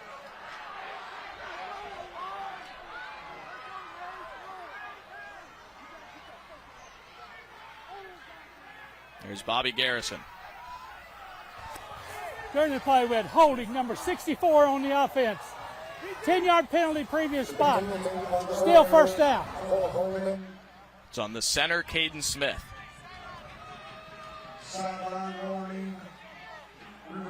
Also a sideline warning on Riverdale. Watch the center, number 64, matched up against number 64 on Beech. Yep, handful of jersey. They're going to call that every single time. The shoulders got turned. If the shoulders got turned, you have to let go. You can try running your feet, but he was more pulling. That is a holding call, and it does stick true. It sucks because I don't think it affected the play at all, Max. One of those you really wish you had back if you're offensive lineman. 80-yard touchdown comes off the board for Keyshawn Williams. And a heck of a nail to end the first half, and now Montgomery can't bring that one in. Gunnar Clary, Rafe Ripito, And Caden Binkley in the backfield for Beech. Riverdale might start opting to run the clock out, at least force Beech to use those timeouts and punt. Beech certainly has an inexperienced defense, but they've made their adjustments. While Braden Graham has thrown it every which way. He's thrown the football 21 times so far tonight. In Riverdale, I think they've been in the right spots, and the athletes have been making okay plays, but it's just drops and miscommunications. They have the talent, they're just not executing. Very different script from last week for Riverdale when they barely had the ball in the first half at Henry County. They only had 12 first-half snaps in total. Henry County controlled the game and ended up beating them on a late 2-point play. Riverdale fumbled to lose 21-20. Isaiah Verser headed off helmetless after that gain of 1. 3rd and 19, and I think both sides are happy to go to the locker room. You're at 10-7. I thought the game might have started to get a little bit out of hand in favor of Riverdale, but then, just comes down to a pitch and catch that doesn't go well, a penalty on a punt, sets up great field position. Now Beech is within 3. Riverdale jumped out to a 10-0 lead early in the second quarter, but Beech with an answer on their final drive of the first half.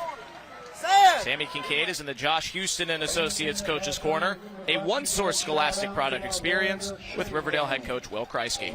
Coach Kreisky, with the unsportsmanlike targeting, holding, you're just talking about that offensive line. What's your message to your team in the locker room at halftime? We got to clean up our mistakes. We got to clean up our penalties. It stalled out on drive because of personal foul and had to kick a field goal. We catch the ball and score a touchdown, get it called back as a holding. We punt the ball, like you said, got helmet to helmet supposedly, but we got to clean up our mistakes. And in the first quarter, it seemed like it was going pretty smoothly for the offense. What was working, and what do you have to get back to in the second half? We were calm, we were settled down, and we kind of got out of the rhythm in the second quarter, and we just got to settle down and just play our football. Good luck in the second half, Coach. Thank you, Sammy. Thank you, Coach Kreisky, and our Josh Houston and Associates Coach's Corner. Riverdale with a 10-7 lead over Beech in a pretty exciting first half. Beech makes it a one-possession game as we go to the break. The South College halftime report with Sammy Kincaid is coming up next here on MyTV 30.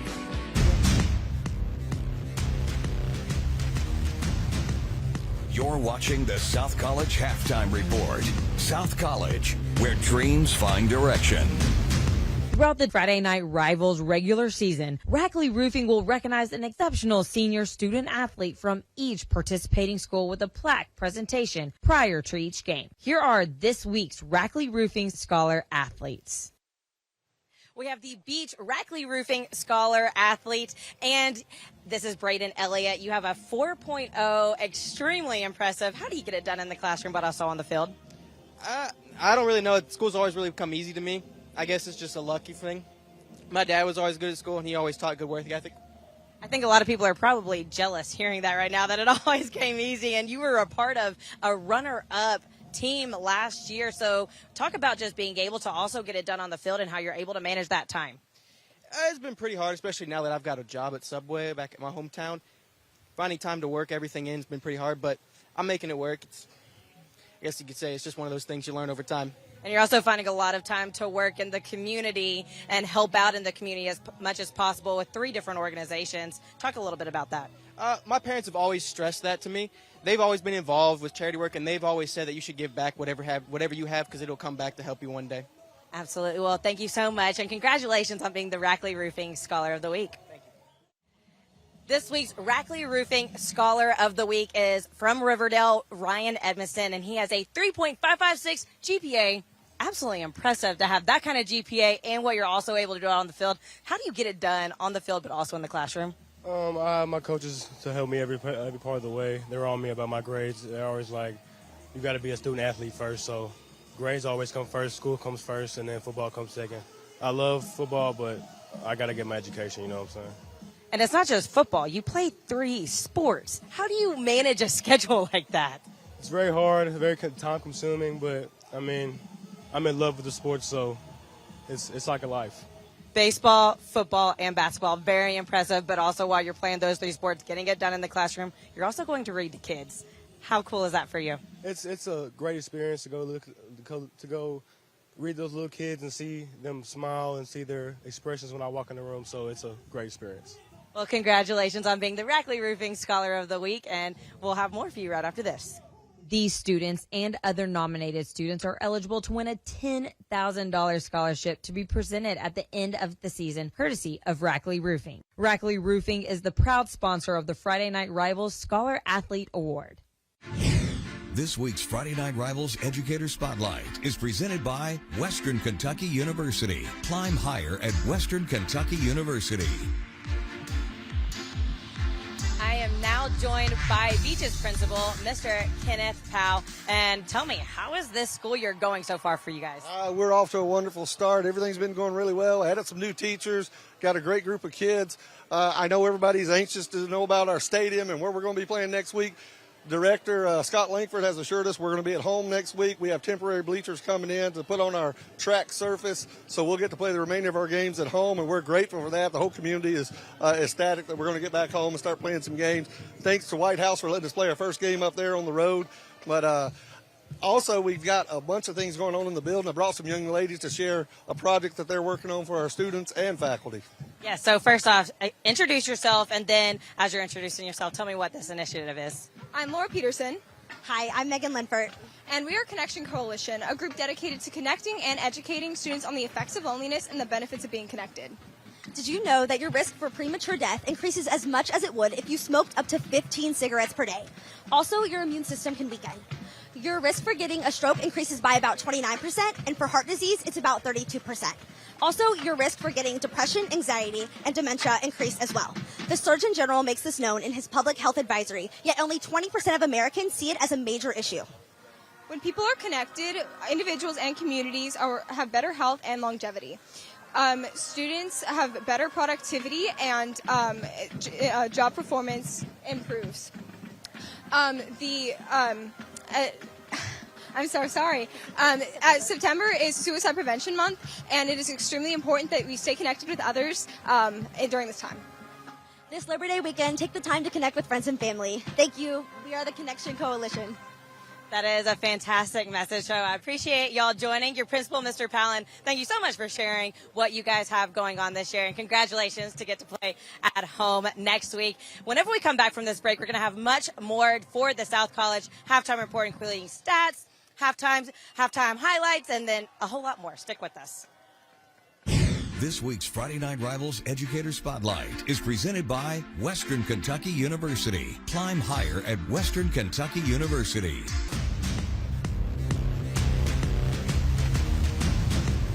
You're watching the South College Halftime Report. South College, where dreams find direction. I am here at Riverdale hosting Beech, where the score is 10-7, and I have with me the Riverdale principal, Miss Tamara Blair. Thank you so much for hosting us tonight, and how does it feel to be hosting Friday Night Rivals? Oh, we always love when you guys are here. It always brings out a great crowd in the student section for sure. And what is the new addition to Riverdale this year? So we are getting a new addition to our school. It's we haven't had anything like this magnitude in some time. So what we have is approximately 25 new classrooms that are being built. We have a new auditorium that will be built, hold about 800. And then we have new guidance offices and new culinary classrooms and new marketing and retail classrooms. So we're very excited about this new addition for our students. Absolutely. That's a whole lot coming to Riverdale High School. And whenever it's all finished, what's the big plus? Well, the big plus, number one, and for our students is that they have something to be proud of. Again, I think maybe you guys were here when we had our 50th anniversary, and so our school has been here since 1972, and it's nice for our students to get something brand new, and so they're excited about that. That's one of the big pluses. Whenever we were here for the 50th, I was actually in the teepee, and the guys keep giving me a hard time all night about not being in the teepee. I think I got to get back over there. But whenever it's all finished, what's something that you'll be able to do now that you weren't able to do before? Well, we will be able to be basically under one roof, and that's very important because for safety reasons, we're kind of like a mini college campus, if you will. We have multiple buildings, and our students have to switch classes out in the elements of the weather, which is kind of difficult in the winter months for sure. And so it will be nice for that reason and for a safety reason to be all under one roof. That'll be nice. Absolutely. Well, thank you so much for hosting us tonight and for joining me for the South College Halftime Report. Whenever we come back, we'll have stats, highlights, a whole lot more for you. Stick with us. This week's Friday Night Rivals Educator Spotlight is presented by Western Kentucky University. Climb higher at Western Kentucky University. You're watching the South College Halftime Report. South College, where dreams find direction. Welcome back to Phil Watts Tomahawk Stadium here at Riverdale High School, where the homestanding Warriors lead Beech 10-7 at halftime. This is the South College Halftime Report on the Tennessee Army National Guard's Friday Night Rivals, presented by Bart Durham Injury Law here on MyTV30. My name's Max Hers with Clarksville High and Vanderbilt alumnus, former O-lineman Bruno Reagan, Sammy Kincaid down on the field. Let's take a look at our first half highlights from a half that Riverdale started hot, but Beech had some big answers. Beech's big play early was a 28-yard connection from Caden Powell to Jordan Lee. 28 yards down the right side. Lee, unfortunately, did leave the game with an injury suffered on punt return. We'll get an update on him shortly as the second half gets going. He did not return after that. Caden Powell's run the show at quarterback, the sophomore transfer from Smith County. Finally got him into the red zone for the first time with this pass to senior tight end Luke Lehue down inside the 10 and set up their touchdown right at the end of the half. Senior Michael Parson from 3 yards out. That was Beech's score and got us to 10-7 at halftime. Here are the Riverdale highlights for the first half. Featured a whole lot of good defense. Jake Patterson was in the backfield plenty. He sacked Powell on their first series of the game to stop the Buccaneer offense that was in motion early on.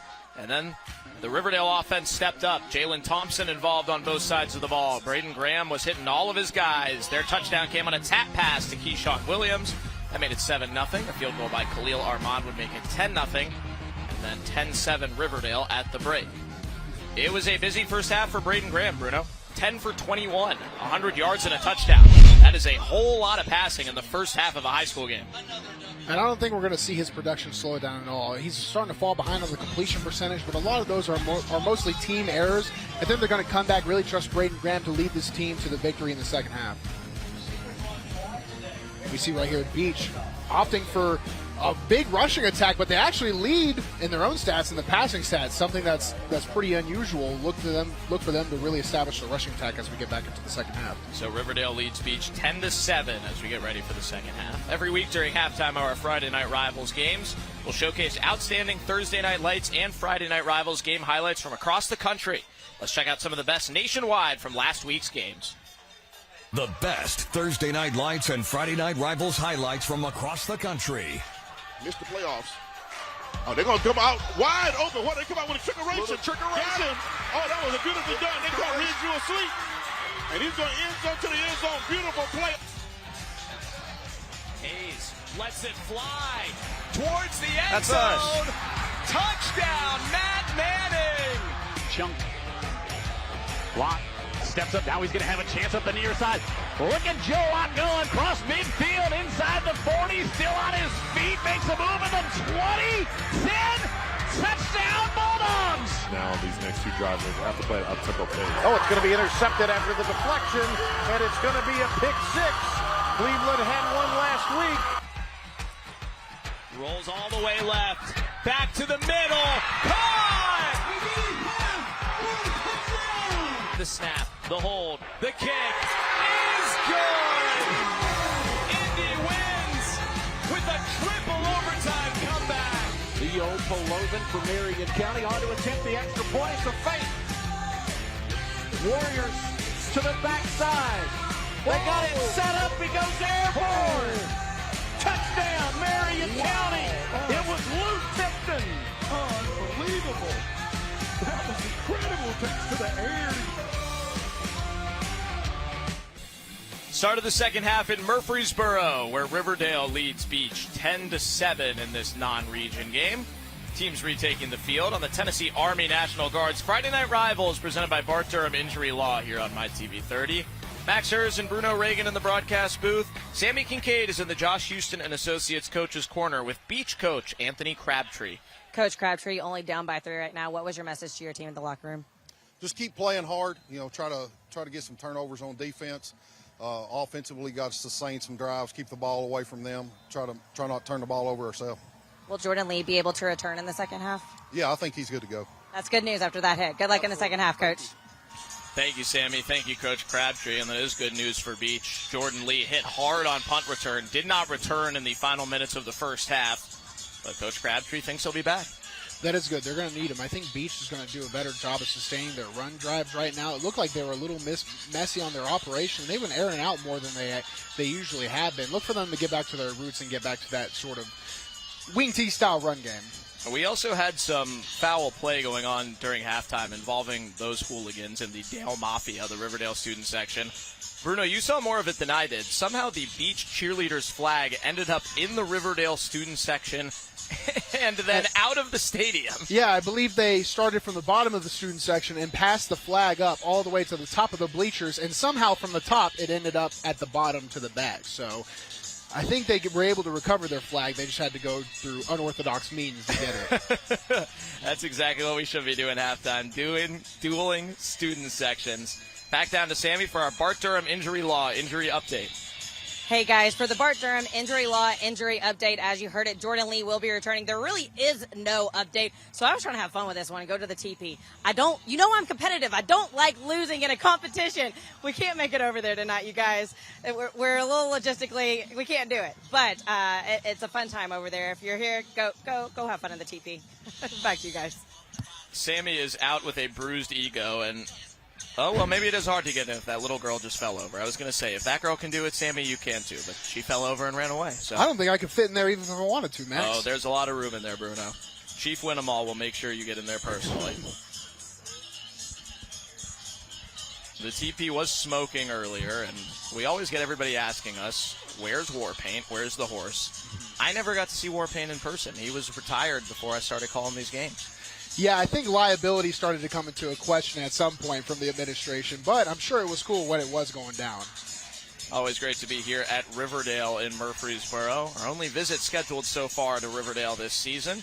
Next week, we will be in Robertson County for Station Camp and Springfield next Friday night for Week 4 on September 8th. After that, Green Hill and Lebanon on September 15th. Smith County at East Robertson on September 22nd here on MyTV30. And East Nashville and Smyrna, our 5th and final Friday in September, here on September 1st. And everybody's brought it. That's the visiting sideline from Beech. The Beech Patrol has traveled a not-so-easy trip between two schools that haven't played in a long, long time. These schools have a lot of trouble finding people to play them, and you got to fill out your schedule somehow. But it'll be a tough schedule this year for Beech, who moves back down into 5A. Their region is absolutely loaded, despite the fact that they're going down a class. Henry County, Springfield, Beech, Hendersonville, Hunters Lane, and Portland. There are 4 potential state semifinal teams at least in that region. Yeah, and you come onto a team where you lose a lot of senior leadership when you're making this move. It's just kind of issues compounding issues. But if you're Coach Heather, you just want your team to band together, kind of fight through the mesh. Whatever comes up, wherever we play, we can't find opponents, we'll go wherever. One of those type of situations. Just play hard, get back to your roots. We'll see that here coming up in the second half. They had to play at Collierville last week, which is the largest public school in the entire state. They had to drive over 3 hours to get there. Didn't get home until 3 in the morning. For a Beech team that was in the finals in 6A last year, lost to Oakland 42-6, in a game that was closer than it sounds. Lost their first game, won 13 in a row, then lost in Chattanooga with a very senior-laden group. It is Riverdale ball to start the second half, and a kick return for Keyshawn Williams. Nick Kroll may have just saved a touchdown. A 38-yard return out to the 42-yard line to start the second half for Williams and Riverdale. What a great athletic play. Nick Kroll might have the unofficial play of the game right there. We see some Riverdale defenders or some blockers get away with some holding, but overall, very, very scary situation for Beech, but they're able to keep them on the other side of the field. Williams had the touchdown in the first half for Riverdale, then an 80-yard catch and run touchdown called back for a hold. Starts the second half with a bang. Braden Graham back on the field, hands off to DJ Taylor, who's met and dropped by Andre Lunsford. On the run, number 14, DJ Taylor. On the tackle, 64. Senior nose clogging up the middle for Beech. Looks like the Riverdale offensive line is starting to give a little bit. We saw at the end of that second quarter that the Beech defense was starting to pick up some penetration and pass rush on them. We'll see if that stays constant throughout the second half. Oxford, one of 3 seniors on the defensive line, their most experienced position groups. No gain, 2nd and 10. For senior quarterback Braden Graham and the Riverdale Warriors in the red. Graham's first throw of the half is to Williams, incomplete. Broken up by Jordan Lee, back on the field. We mentioned it, Beech is going to need Jordan Lee if they want to compete in this game. He does a great job right here on the edge. Very tight coverage. Riverdale's doing a good job against Beech's 4-man rush, but it's not enough to get any pressure. So Graham sits back in the pocket, throwing good balls, but any ball that's contested like that defensively is going to be a hard run down. Lee has an FBS offer from UAB from the new staff that is very Nashville heavy with head coach Trent Dilfer. Lee says he considers Jamie Graham, who was the offensive coordinator at Lipscomb and is now at UAB with Coach Dilfer, considers him to be family. Went down to their camp, got an offer. He also has offers from Bethel and Cumberland. Graham throws deep, but dropped. Jalen Thompson couldn't bring it in, and it's 4th down for Riverdale. We mentioned Jalen Thompson was our player to watch for Riverdale coming in, and if you're the player to watch, you're typically the standard. You're the big dog. You have to make these plays. He knows he should have got it. It's right in his hands, right over the shoulder. I mean, you cannot have a more perfect throw from Graham than that. And that's kind of been the story for Riverdale. They've had some great throws and some opportunities, but they can't finish their explosive plays. Thompson, who is committed to Michigan State as a cornerback, unable to catch that one on offense. Dylan Lewis will punt it away, and Jordan Lee will no longer be the returner, and it's a fake! Isaiah Verser, the running back, has 10 yards to go, and he's not close. Kawan Harris takes him out of bounds, and the fake punt snuffed out by Beech. I don't know about this play call, Max. Right here, they snap it to him, so they keep him on the right. It's a great snap, but it seems like there wasn't really much of a blocking scheme or plan, and he's just expected to run 17 yards from the other side of his field to the first down. That was a little bit doomed from the start. Now Beech starts off with great field position. Kawan Harris, their starting free safety and their number 3 receiver. Anthony Crabtree said he's the best athlete on our team. Comes up with a big play there. Needed 10 on the fake punt. I think they got 2. Statistician Flying Brian Stegall agrees. That's when you know you got the right numbers.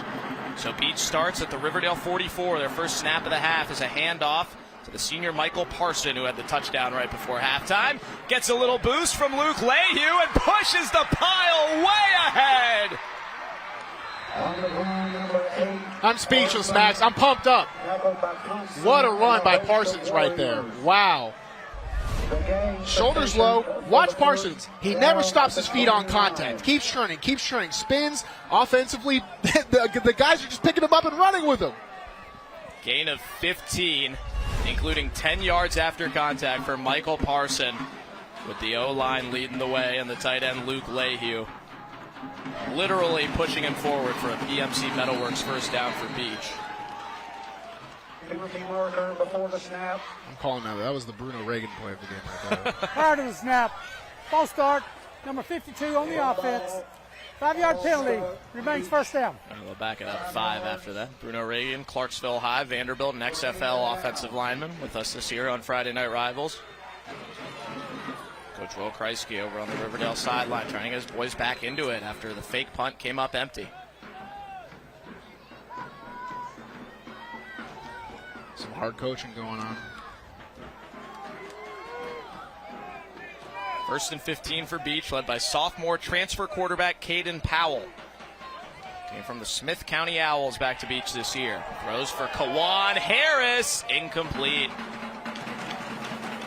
Harris had that big tackle on special teams. Now looking for him on offense.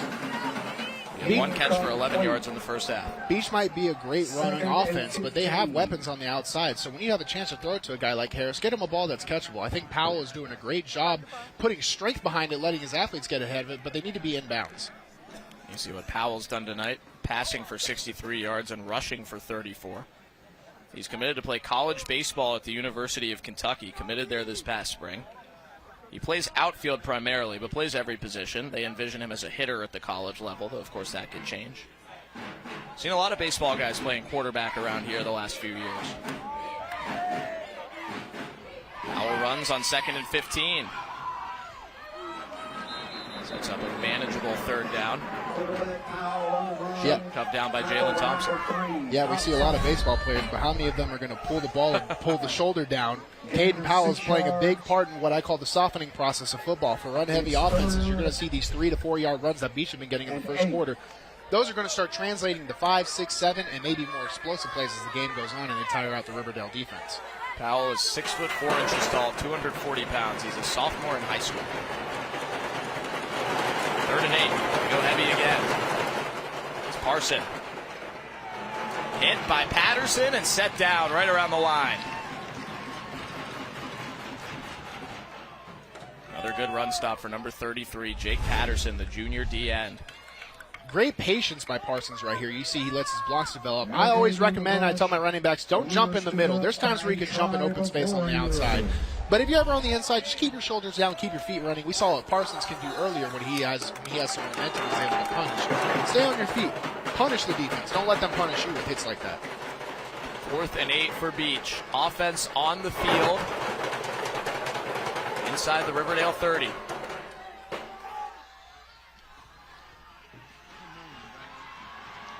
Three wide, Stanberry, Lee, and Harris.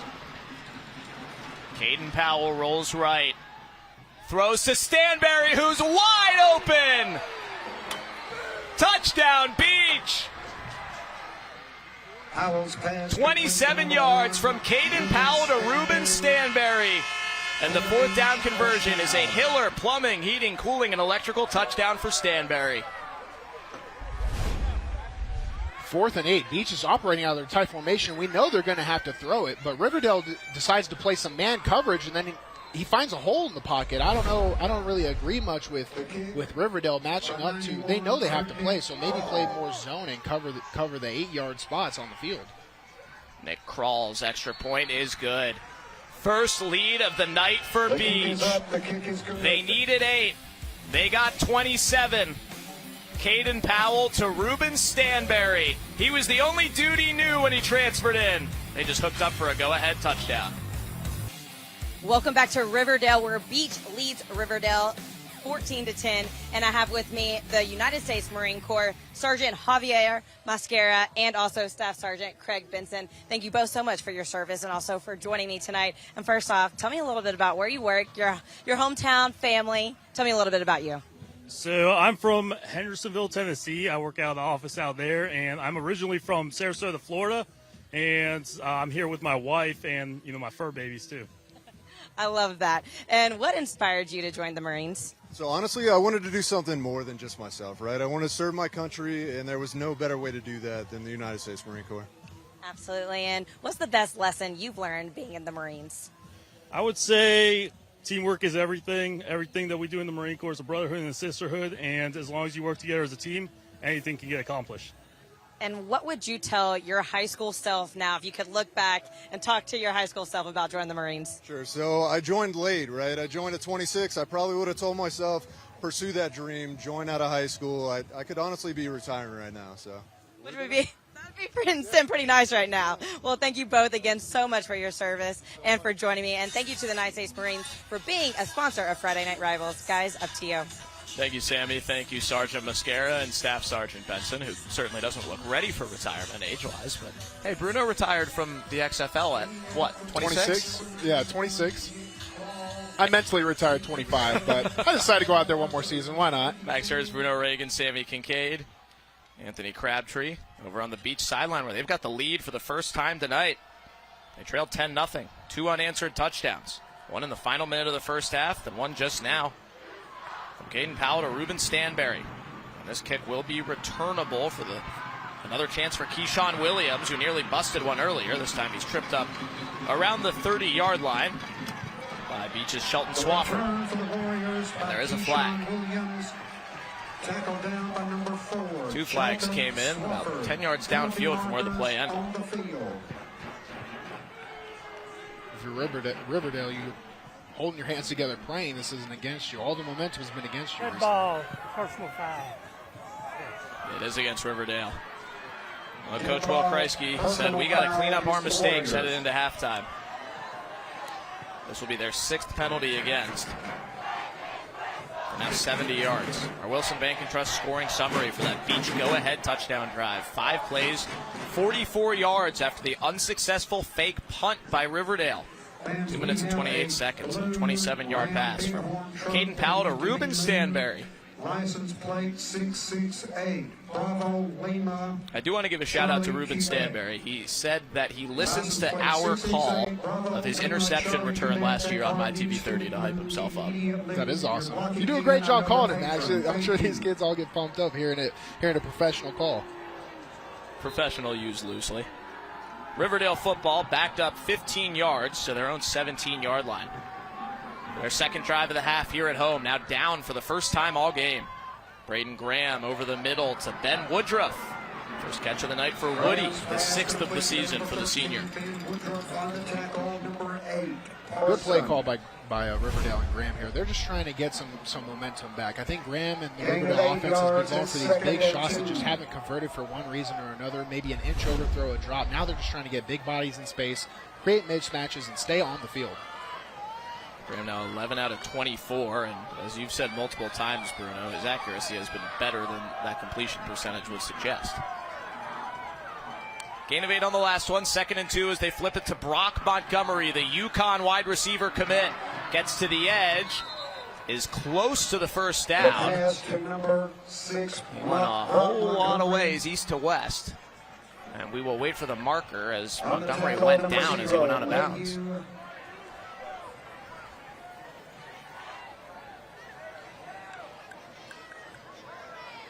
He is short of the first down. Wow. He's getting stretched out for a cramp over there on the Riverdale sideline. All that for 1 yard. It's 3rd and 1. Rush 30 yards to gain 1. Montgomery off the field. They'll still spread it out on 3rd and 1.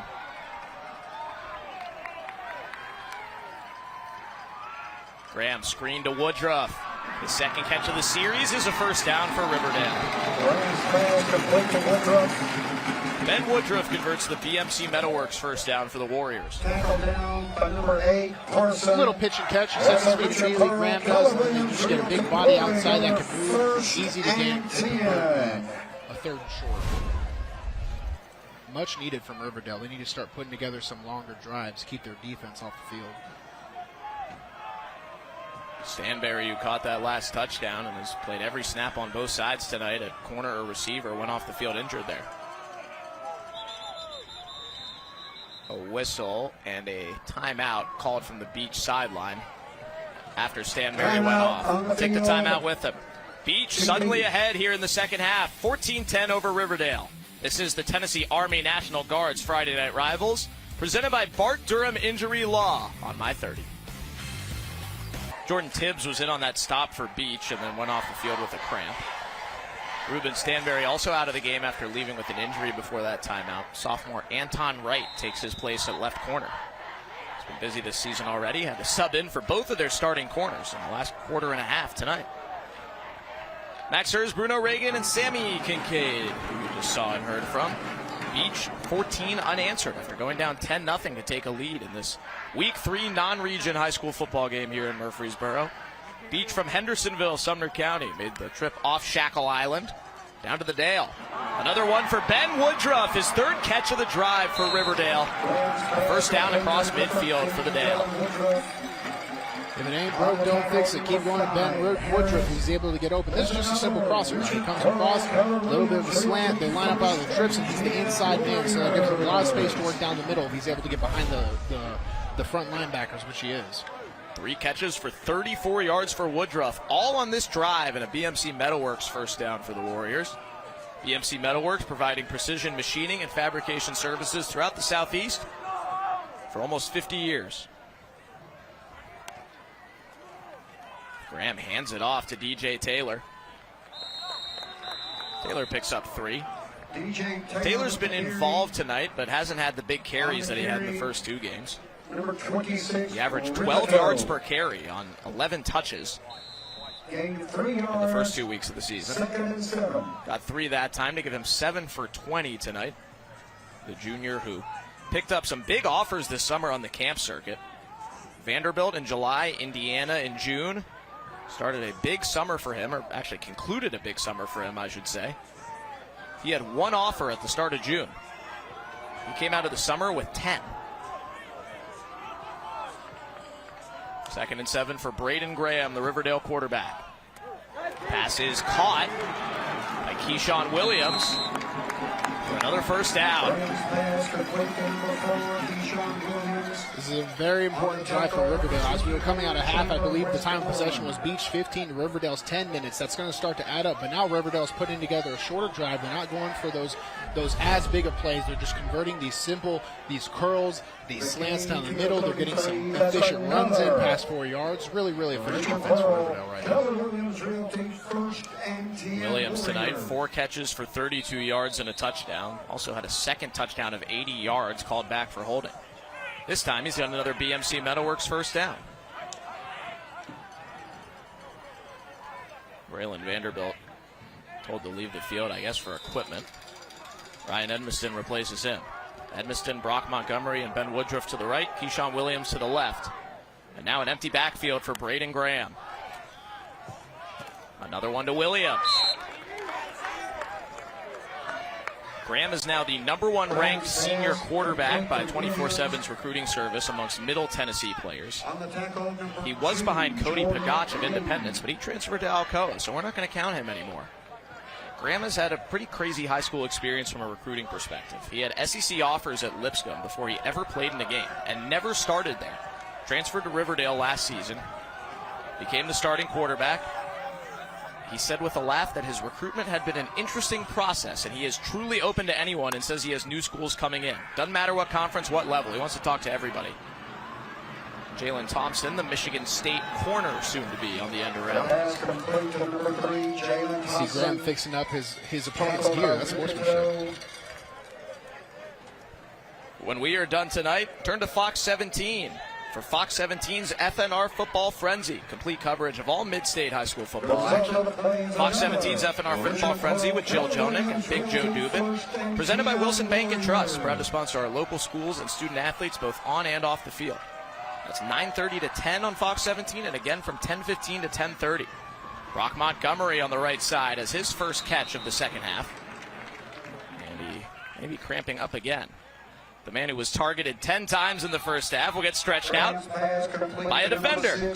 Shout out to Gunnar Clary stepping up to stretch him out. And also a big shout out to Gunnar, number 42 for Beech, for his American flag backplate that he is not allowed to show during the game. But I loved it, and I told him I'd shout it out for him. So go USA, go Gunnar. We see the fake zone right now. Watch this. 23 makes the tackle. Oh! I got to get on the stretch. A little bit of assist there for the Beech help. We're going to need a week 1 through 5 cramp cam sponsored by some sort of water product. I'll get on the look for that, guys, because that's just how the early season is. It's so hard to train for these hot, humid games, and you're playing at 100%. When you practice, you think you're practicing hard, but there's just something about a game that brings out that primal instinct in these young men to push their bodies beyond. And the Sprint's Home Furnishings red zone, incomplete. Anton Wright, still replacing Ruben Stanberry, ties up Jalen Thompson. Thompson's been targeted 7 times on offense, has 3 catches for 46 yards. The Michigan State cornerback commit plans to enroll early there at the start of 2024 calendar year.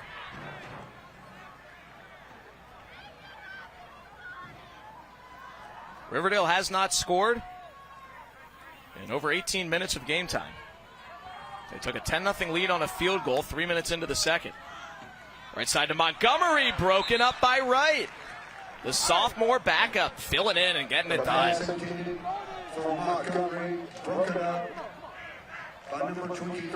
Looked like Graham knew where he wanted to go on this pass. Instantly to the right, you see he sets his feet and throws, so the backside rush wasn't too much of an effect.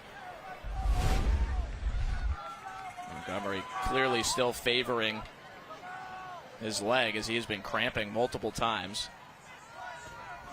And another Beech player heads off. That's Alvin Comer, their very important middle linebacker.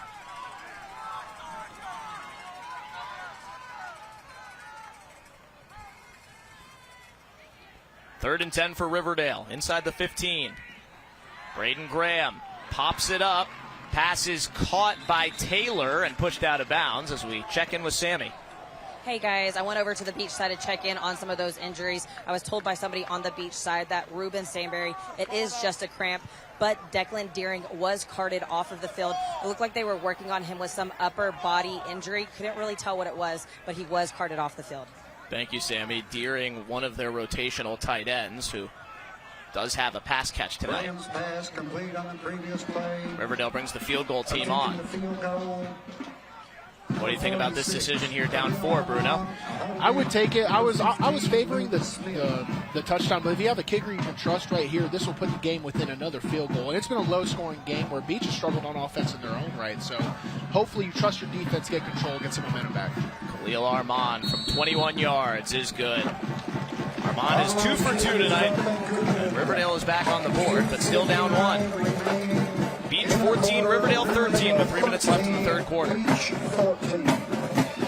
Yeah, going over that decision again, because all the momentum in this third quarter and at the end of the second quarter was in Beech's favor. You heard Max earlier that Riverdale hadn't scored in 18 minutes. Better to get on the board, especially if you have a kicker you can trust, because if you turn over the ball there after such a long drive, it is very demoralizing for an offense. Stay tuned through the fourth quarter as we'll select the Tennessee Army National Guard play of the game tonight. Plenty of contenders and plenty more still to be written in this one. We got a good football game going here tonight down in Murfreesboro. Riverdale has brought it as always, and the Beech gang has brought it on the road. And we heard from their principal, Kenneth Powell, at halftime. They will be able to host their home game next week with some portable bleachers. After one side of bleachers collapsed earlier this month, and the other side has been condemned, at least for now. Resulted in a similar inspection across many schools, first in Sumner County and then in some other counties around here as well. So glad nobody was hurt, first and foremost, and glad those are getting checked. But we asked some of the players this week, was anyone here when they fell? How did you find out? And Jordan Lee said somebody put it on their Snapchat story. They showed up at school and the bleachers were in rubble. And that's how we knew.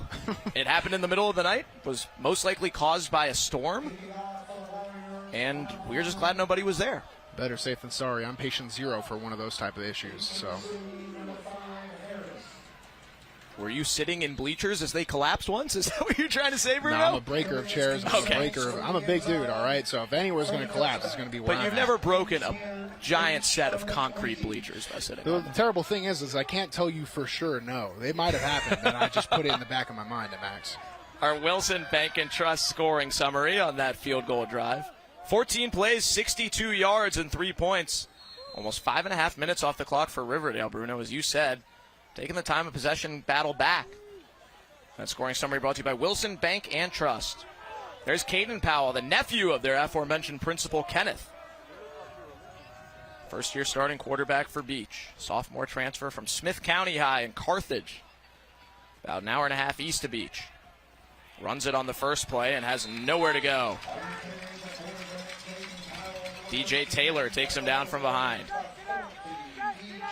Powell is being led by Parson out of the backfield, but it's one of those things where patience is a virtue, but in this sort of way, it kind of bit him in the butt. If you're Caden Powell right now and you're starting to get to the end of the game, you want to start really trying to run it down the defense and attack. I know you're getting tired, but defensive football is so reactionary that it starts to affect their bodies a little bit more, so maybe a little bit less patience and start getting some yards, force them. Powell made the move from 3A football last year with Smith County to 5A football this year with Beech, and he said the biggest change has had nothing to do with football. It's just about how many people are in the school. Mm-hmm. It's a much, much bigger school and a bigger community, and he was familiar with it as a young kid, but it's different to be there as a high schooler. Got a lot of new people to meet. He said the only person he had met before on the football team was Ruben Stanberry, and they really just knew of each other. They didn't really know each other. That's a lot to ask for a young man, especially coming in to be the quarterback, because as the quarterback, that's typically the leader, and he usually wins like most handsome at the homecoming or whatever, best all-around athlete. You're a new kid, and you're asked to lead a bunch of young men, a bunch of young, impressionable young men. So it's a hard decision. And he's an underclassman still, something to remember. Their quarterback last year, a member of our all-name team, Justice Law, is now at Stratford, where his dad Anthony was named the head coach in East Nashville. 3rd and 5 for Beech. Caden Powell throws incomplete. He had Lehue past the sticks. It's 4th down.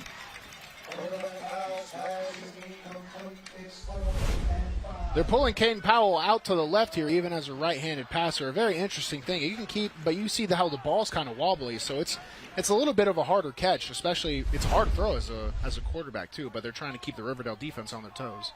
Traylon Davis, the linebacker, there in coverage. Could be our budget break stop of the game. Tell you in the fourth quarter. Budget breaks, you could pay more, but why would you want to?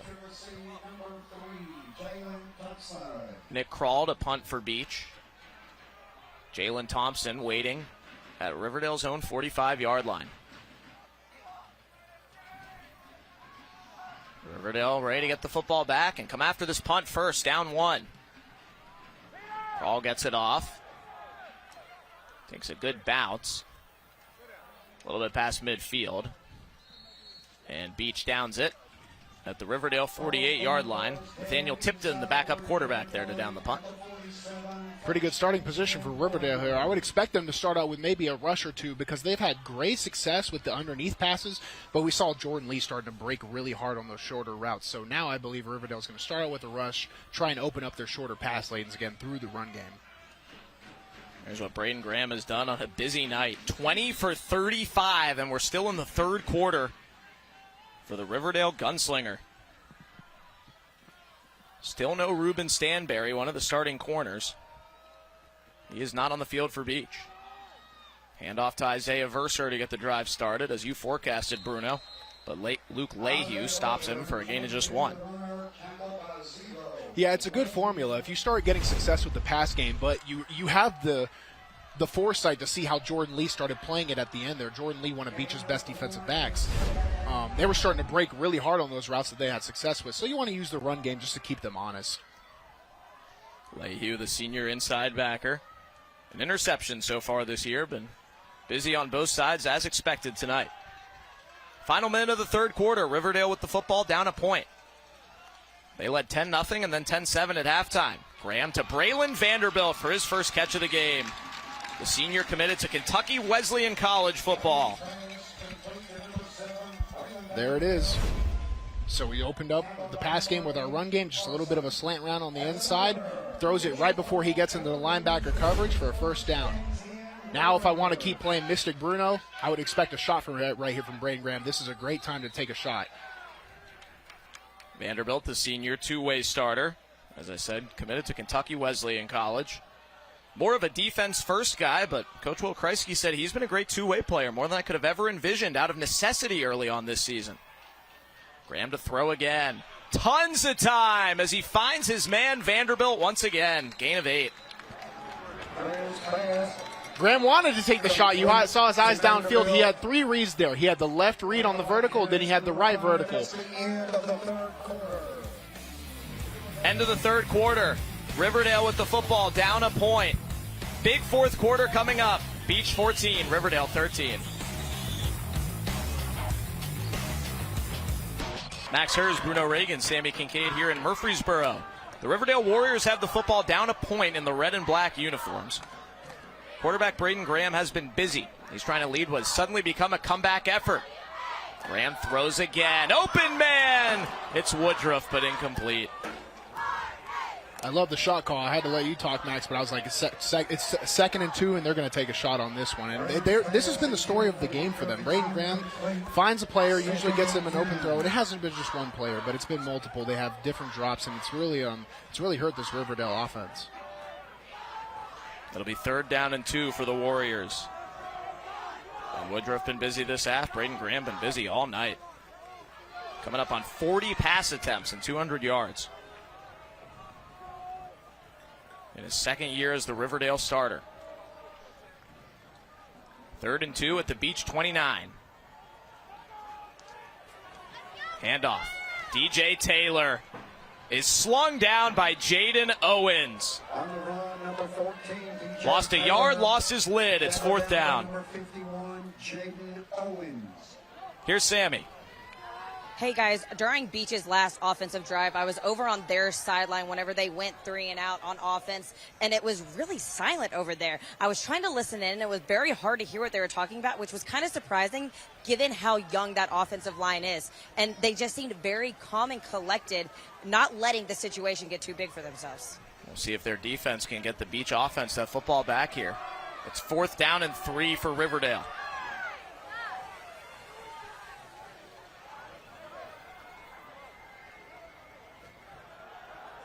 Braden Graham trying to get the play from his sideline. We do not have play clocks visible on the field here. Timeout. That was a great point by Sammy because Beech went down early 0-10, and they're a younger team than they usually are, but now they've been able to collect. They haven't done anything crazy, whereas I mentioned that they might want to get back to their roots of their run game, which they did, but they've really trusted their quarterback, Powell, to get them back into the game, and just been a lot of trust and calm and a lot of poise for a young team, Beech team. Very impressive. Stay with us through this great finish. We will tell you our Bart Durham injury law play of the game, just one of many reasons. Watch the fun finish in this one. Our Bart Durham injury law player of the game coming up later in this 4th quarter.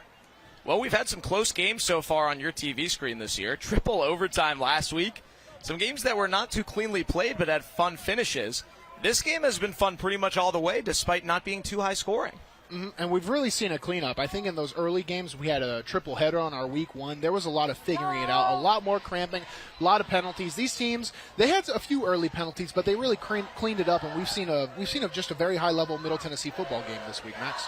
This is a non-region game, but region play starts as soon as next week for some teams, including Beech, who will host Portland in their region open. 4th and 3 out of the Riverdale timeout. Tap pass to Keyshawn Williams. Stuck in the backfield. He's close. First down, Riverdale. Same play they scored a touchdown on earlier. Right there, almost made the play right there. Number 0 for Beech, Luke Laham, got into the backfield. He beat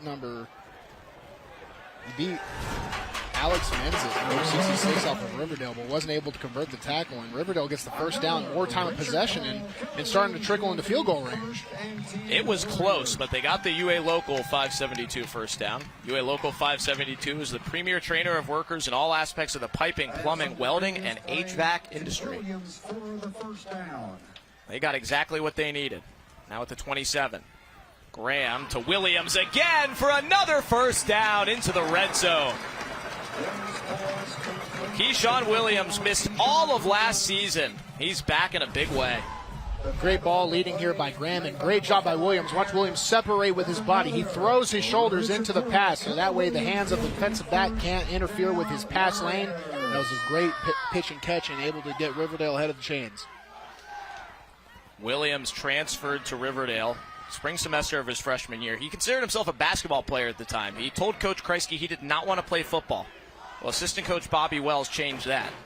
Coach Wells passed away last month, and he's beloved by everybody here. Coach Kreisky said that's one more gift from Coach Wells. Keyshawn's back. He's on the team because of him, and he's got the football again. Down inside the 10-yard line with another good gain, putting him over 60 receiving yards on 8 catches tonight. Keyshawn Williams, he's playing a dangerous game, but one he's good at because he's a dangerous man right there. Stop and break, getting a little too lateral, decides to get vertical. Great run after the catch. He's got an offer from Georgia Southern, his only offer. There's going to be some more pretty soon, right? It looks like it. He's a great athlete on the edge right there, and anybody who's a great athlete will find a spot on a high-level football team. He's a receiver and a defensive back. He said he thinks Georgia Southern wants him for offense. It was their offensive coordinator, Brian Ellis, who came to campus here in May and gave him his offer after practice. Braden Graham coming up on 50 throws. His 42nd is nearly a touchdown. Couldn't connect with Brock Montgomery.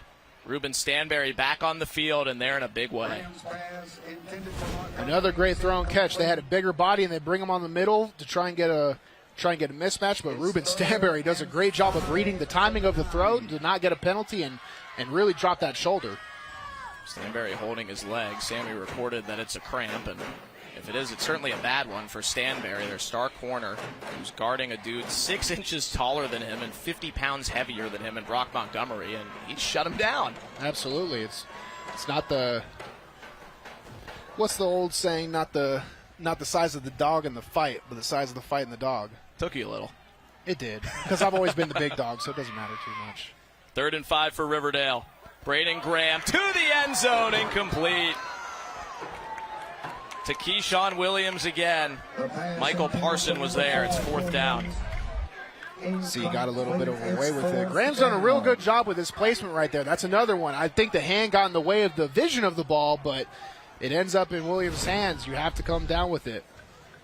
4th down gives Riverdale a chance to kick the field goal for the lead here in the 4th quarter.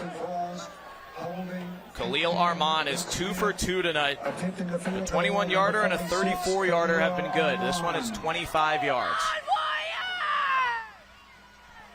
Gibson Frost, the snapper. Luke Smith, the holder. Armand's kick is good. Riverdale back ahead. Khalil Armand is 3 for 3. And that really compounds on their last decision. 16-14, Riverdale over Beech. Dale back ahead in the 4th quarter. Before the game tonight, Sammy Kincaid represented all of us at MyTV30, presenting a $500 donation to Principal Tamra Blair and Riverdale High School, our gracious host this week. That money will go towards their big renovation project that is underway on campus, or a new cloth sheet for the TP, which they did just get last year, so I don't think they need a new one yet. But always happy to be here at the Dale for a cross-county game. Their Sumner County friends from Beech are here for the first time and as long as anybody can remember, and Riverdale just jumped back ahead of them. They went down 14-10, back-to-back field goals, including that 25-yarder on the last drive by Khalil Armand. Puts the Warriors ahead. You see the scoring summary from Wilson Bank and Trust. Another lengthy field goal drive, Bruno. Yeah, but those field goal tries are starting to add up to momentum towards Riverdale's side. They've been able to control the time of possession, get points on the board, and that's all it really matters for a team because that really helps your defense on the other side. We are here at Phil Watts Tomahawk Stadium. Bruno was blocked by the wall. Max Hers, Bruno Reagan, Sammy Kincaid. Our great crew here that builds a broadcast from scratch at a high school, 12-hour day, noon to midnight. Great job by our crew in hot weather today, getting it done. Temperature around 80 degrees and very humid. Beech will get the football back with their sophomore quarterback, Caden Powell. They've had their balance, Bruno. Now they find themselves down again here in the 4th. Yeah, Caden Powell has done a pretty good job when he's asked of him. Right now he's talking with his head coach right here about what their plan is for the game. But I think Beech is a team that just has one way. They've been very poised this entire game. They stick to what works well. I think we're going to see Powell have some handoffs. We're going to see some rollouts maybe on some second downs. And here's some numbers. We have a 7 out of 13 completions, 90 yards, 1 touchdown, and on his rushes, he has 8 rushes for 41 yards, really getting it done with his feet and his hands. About what you expect from Beech in this multiple I formation offense as Powell runs and gets a first down to start the drive. Man, that's a big burst of speed for a big guy right there. That was a really impressive hit on the middle of the line. Powell is committed to play college baseball for the Kentucky Wildcats, though he won't be there for 3 years. He's just a sophomore. Commitments that early common for college baseball players. Camped up there at UK over the last school year. Committed before the end of his freshman year. Came to Beech from Smith County this summer. Trying to win this battle of 1-1 teams here in week 3. And Kawan Harris as a carry and another good gain. Beech is getting their athletes in space to start this 4th quarter drive.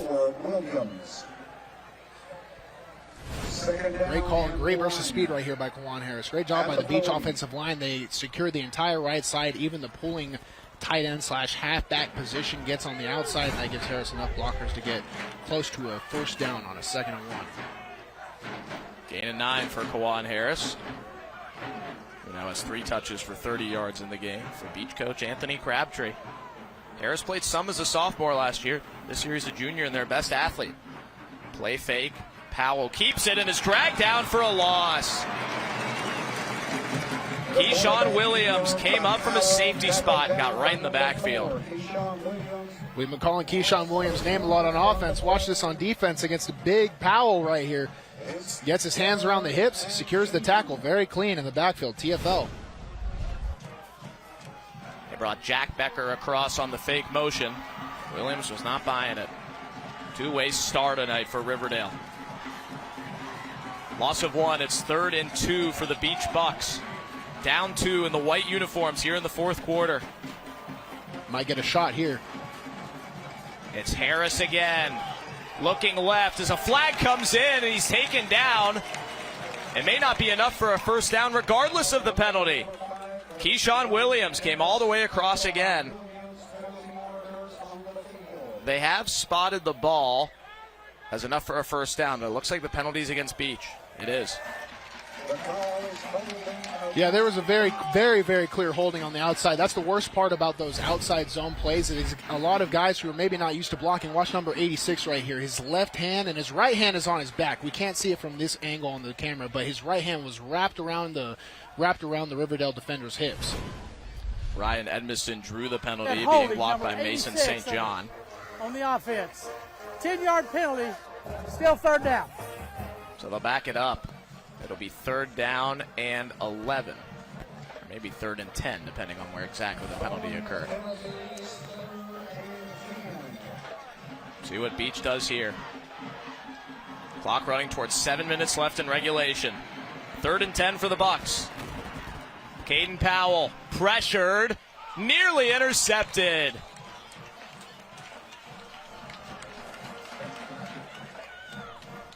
If you're Jalen Thompson, our player to watch for Riverdale, you might want that one back. Defense is very reactionary, so it's hard to set your feet. You see right here, Powell throws the ball right over the middle, and he just didn't expect it. Got in his face a little too quick. A joke we used to have with our defensive backs was, that's why you play DB and not receiver. It was Thompson who tried to play the bounce. DJ Taylor tipped the pass at the mid-level, and it all started with Joe Guzman on the pressure up front. Beech forced to punt it back with 7 minutes left. Caden Powell over on that Beech sideline, hoping to get the football back, still down one score. Nick Kroll to punt once again. Might be his best kick of the night. Played on a hop by Jalen Thompson. The Michigan State cornerback commit, looking for a big return late. Cuts back to the middle. And is dropped by a couple of Beech Buccaneers. Tackled by Nathaniel Tipton and Braden Elliott, our scholar athlete, in tandem. Riverdale getting the football back with a 2-point lead. Under 7 minutes to go here on MyTV 30. Echo that message. Shout out to Beech. Shout out to Riverdale. A big old Dale, yeah, coming from that student section right now as their boys get the football back with a 16-14 lead here in the fourth quarter in the red unis. Max Hers, Bruno Reagan, Sammy Kincaid here with you for week 3 of high school football. Isaiah Verser busts one to start the Riverdale drive. Big gainer. 25 yards for Verser. Great job by Verser. So what Riverdale is doing is they recognize that they need to start chipping away at some of this clock with the lead. So they're going to stay balanced, but they're also going to give some rushing attack. And Verser right here, there's a little bit of backfield penetration. So he's like, I'm going to get it outside and try and get some yards on this one, not just go for some clockage, and really converts well. By far the biggest run of the night for Riverdale. It had 4 carries for 18 yards before that. That one went for 25. And a UA local 572 first down for the Warriors. To the Beech 35-yard line. Screen pass to Ben Woodruff, who's had a busy second half. Ball's forward for a couple yards as Michael Parson and Chandler Westmoreland tackle him for Beech. Well, Beech continues to play without some of their regulars on defense. Ruben Stanberry is out of the game, one of their cornerbacks. 2nd and 9. Inside linebacker Alvin Comer was injured earlier, and I don't believe we have seen him since then. 2 very important players on this Beech defense.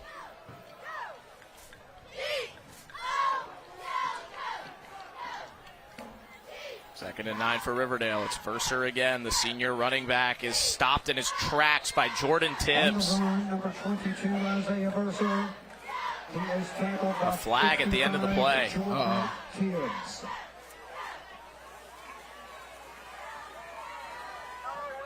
One of those that are maybe not dead ball smart foul, penalties. personal. It's against Riverdale. Something after the play. It looked like on the tackle, Riverdale offensive lineman got stuck up in the pile, and when they went to the ground, he gave him a little action, unnecessary and silly. After the play, dead ball, personal foul, number 51 on the offense. 15-yard penalty, it will be third down. It was left guard Amari Watkins. Certainly their emotional leader. in many ways on that offensive line during practice. He was part of the scout team defense, or part of the scout team offense, excuse me, and he was trash-talking the first team defense while he wasn't even in the drill. I love that. But called for a late foul there, and will be 3rd down and 24. I don't love that. Big chance for a stop here for the Beech Buck defense. Keyshawn Williams in motion. They get it to him. Give him a chance to run for as much as he can. And he's brought down around the original line of scrimmage. From behind by Luke Lehue. It's 4th and 10 at the Beech 35. What are you thinking here for Riverdale? It's going to be interesting because what are your options if you punt and then it touchbacks?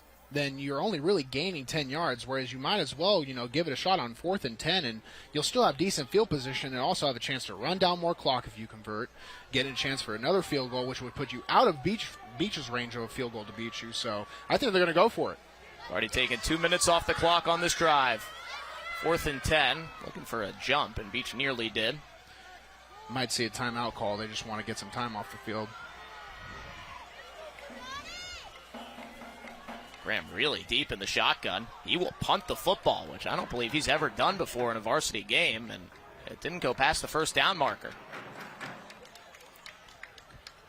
So a quick kick from Riverdale, and we await the spot. Beech will start at their own 22 with 4:30 left. We remind you, and we are done tonight. Turn over to Fox 17 after Fox 17 News for FNR Football Frenzy, the best place for all your Middle Tennessee high school football highlights, with the dynamic duo of Jill Jelnick and Big Joe Dubin. Presented by Wilson Bank and Trust, proud to sponsor local schools and student athletes both on and off the field. They will be on the air from 10:15 to 10:30 after the 10 o'clock news. Big finish coming here. Beech getting the football back, down 2 after a defensive stop. Caden Powell back on the football field. Beech trailed 10-0, was down 3 at halftime, took the lead and then lost it. They start on the ground with a handoff to Shelton Swafford, the sophomore who has 5 carries for 15 yards tonight. And with this field position, Max, 4 minutes is all Beech really has left. When you run the football, and you want a scoring drive, it's typically on average like 5.5 minutes. So they're going to be playing against the clock here when we get later down if they do have an efficient offensive drive without explosive plays. The quarterback, Powell, is off the field for the first time tonight. And for the first time tonight, Michael Parson and Shelton Swafford are on the field together, the 2 running backs. It's Parson on the direct snap, able to push the pile as he did earlier, and he has a 1st down. Direct snap works. Looks like the Beech offense got away with a little false start. But now they're playing out of a wildcat formation right here. We see a halfback lead. They cut right up in the middle. And this is going to be Beech's MO all the way down the field. We're going to need a sense of urgency as we start getting to the line, because if you're only gaining 5 to 6, that's efficient offense, but the clock is ticking down on this, Max. A new formation late in the game. The direct snap to Parson works for a UA local 572 1st down for the Bucks. The field goal wins it. Nick Kroll does have some range. We're a long ways away from that. Caden Powell on the play fake. Throws to Lehue for another 1st down. Luke Lehue has been big moving the sticks, the senior tight end. Great job by Lehue here. A little bit of redemption. He almost had them picked off last drive with his own tipped ball drill. Now he comes back and converts a big 1st down and some much-needed field position for the Beech offense. Gain of 13. Under 3 minutes to go, and an injured Riverdale player. That's Jalen Thompson, the star corner.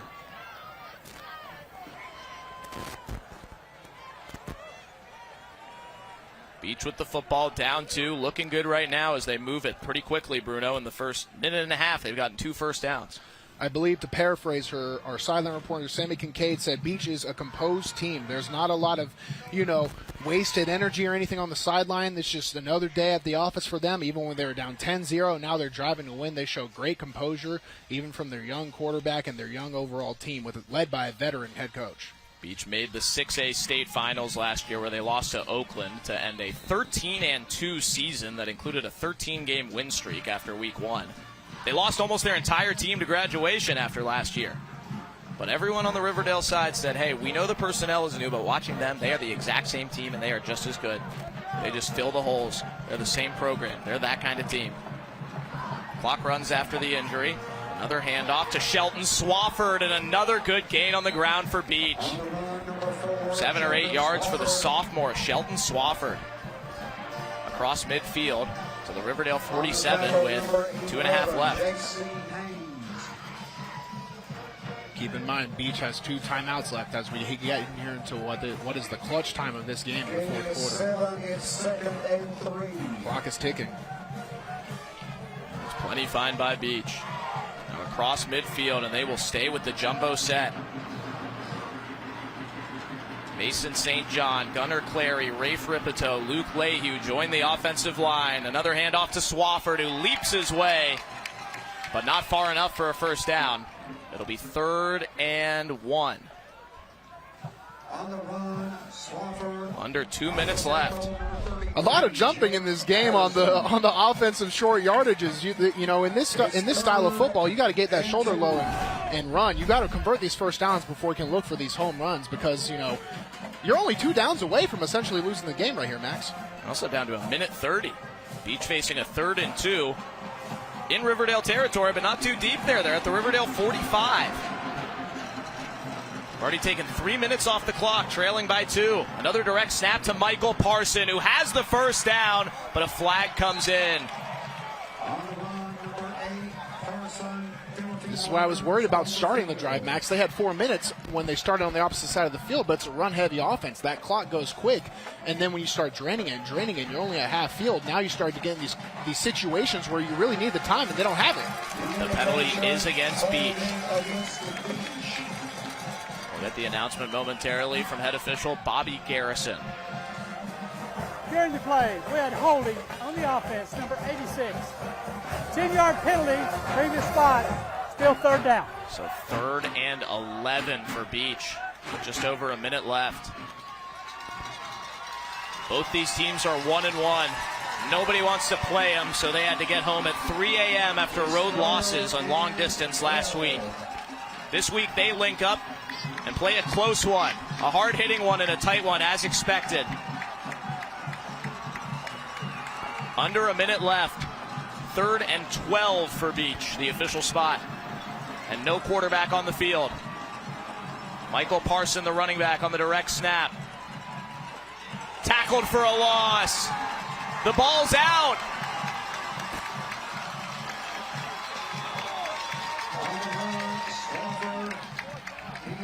Timeout Beech.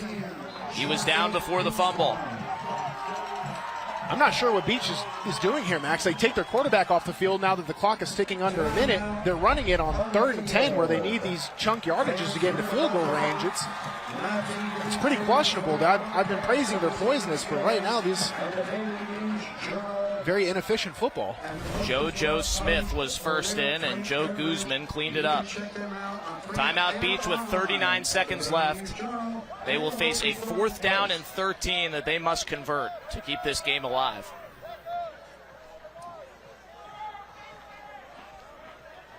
Only 1 timeout left to really set up that field goal. I don't know if they a lot of these high school teams we see, they don't really practice these 2-minute situations and these clocking situations, so they have to save that timeout for the field goal. Riverdale's Will Kreisky on the left, a Henry County alum.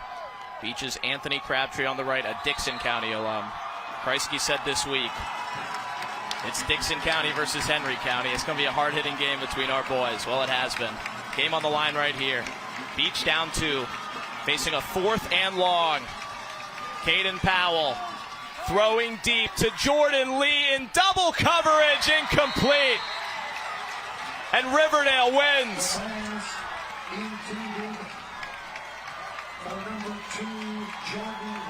This is tough. Beech is doing what they do well, but what they do well isn't well for the situation. You're in a 2-minute offense, and Powell is still going for his run fakes and stuff, and they have to throw into double coverage because they only at max run 3 people into a route.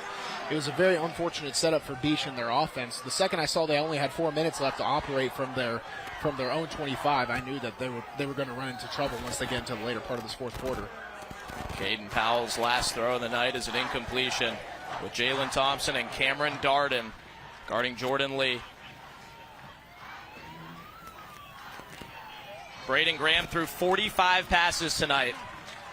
His kneel down ends it. Time for our budget break stop of the game. Budget breaks, you can pay more, but why would you want to? It was the third down play. Parson hit in the backfield by JoJo Smith to bring up a fourth down and long that fell incomplete. To give Riverdale the football back and a chance to kneel it out. Our budget break stop of the game. The Dale defense was awesome tonight. And they lead the way in a 16-14 win. 16, the Buccaneers 14. The game where Riverdale looked like they might have ran out of gas as we were heading to the halftime in the third quarter. They refined their mojo, able to go down the field, have some help from their kicker, come out with the win.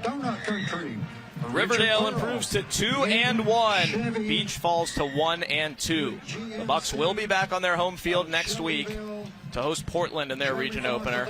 Riverdale will hit the road again, long distance, going west to Germantown. Another tough foe. But a big win for the boys from Murfreesboro here on their Rutherford County home turf against a Sumner County rival that was in Chattanooga last year. Time for our Tennessee Army National Guard play of the game. Beech's second touchdown of the night. 4th and 7.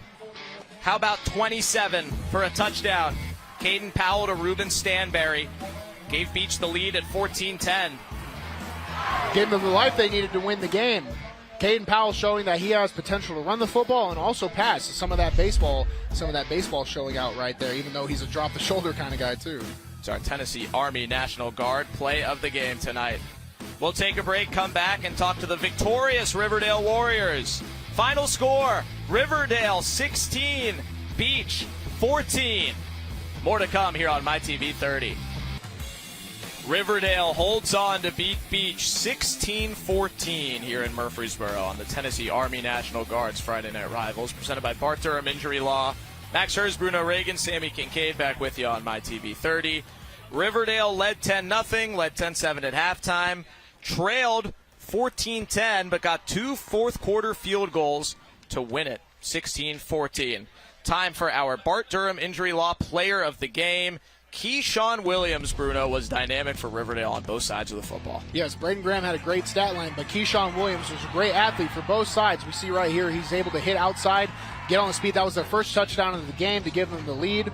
Right here we can see he also gets vertical after getting a little bit of lateral movement. Great athletic show of force. And he's also a defensive player. We see right here Powell, the big body, takes him down on short yardage. Great job by Williams, our player of the game. He missed all of last season with a torn ACL. Everyone here at Riverdale was saying how much of a difference it made to have that man back for his senior season. Keyshawn Williams is our Bart Durham Injury Law Player of the Game. Sammy Kincaid is with the victorious Riverdale Warriors and head coach Will Kreisky. Yes, and they are very excited for us to start talking over here. Coach Kreisky, a gritty one, but you got it done. How proud are you of these guys? Man, I'm really proud of these guys. They fought really hard. They never quit. They didn't give up. We made a lot of mistakes, but I'm telling you, this team got better tonight. And we scheduled the Henry counties. We scheduled the Beech so we can get better. And we took a step forward tonight, just like last week, and we got better. And I'm proud of these young men. I'm really proud of them. And what you kept saying is, they finished. And I'm going to finish with handing you this trophy because they are so ready. Can I get a Dale? Yeah, tonight in the Borough. Riverdale is 2-1. Someone get Sammy out of there. Fun way to start Labor Day weekend. Final score tonight, Riverdale 16, Beech 14. All of us would like to take a moment to thank the wonderful sponsor partners, the Tennessee Army National Guard, Bart Durham Injury Law, and Rackley Roofing, who make these televised games possible for you to watch high school football at home. We also want to thank our other great sponsor supporters for their contributions to our high school football broadcasts. The Protein Snack Shop, BMC Metalworks, UA Local 572, Hiller Plumbing, Heating, Cooling, and Electrical, Wilson Bank and Trust, Sprint's Home Furnishings, the United States Marines, Action Nissan, Western Kentucky University, Budget Breaks, U.S. Community Credit Union, South College, and Josh Houston and Associates. We want to thank tonight's participating high schools for their continued support, Beech and Riverdale. Next week, we will be in Robertson County as Station Camp makes the journey up to Springfield High School for Week 4 at 7 p.m. next Friday on MyTV 30.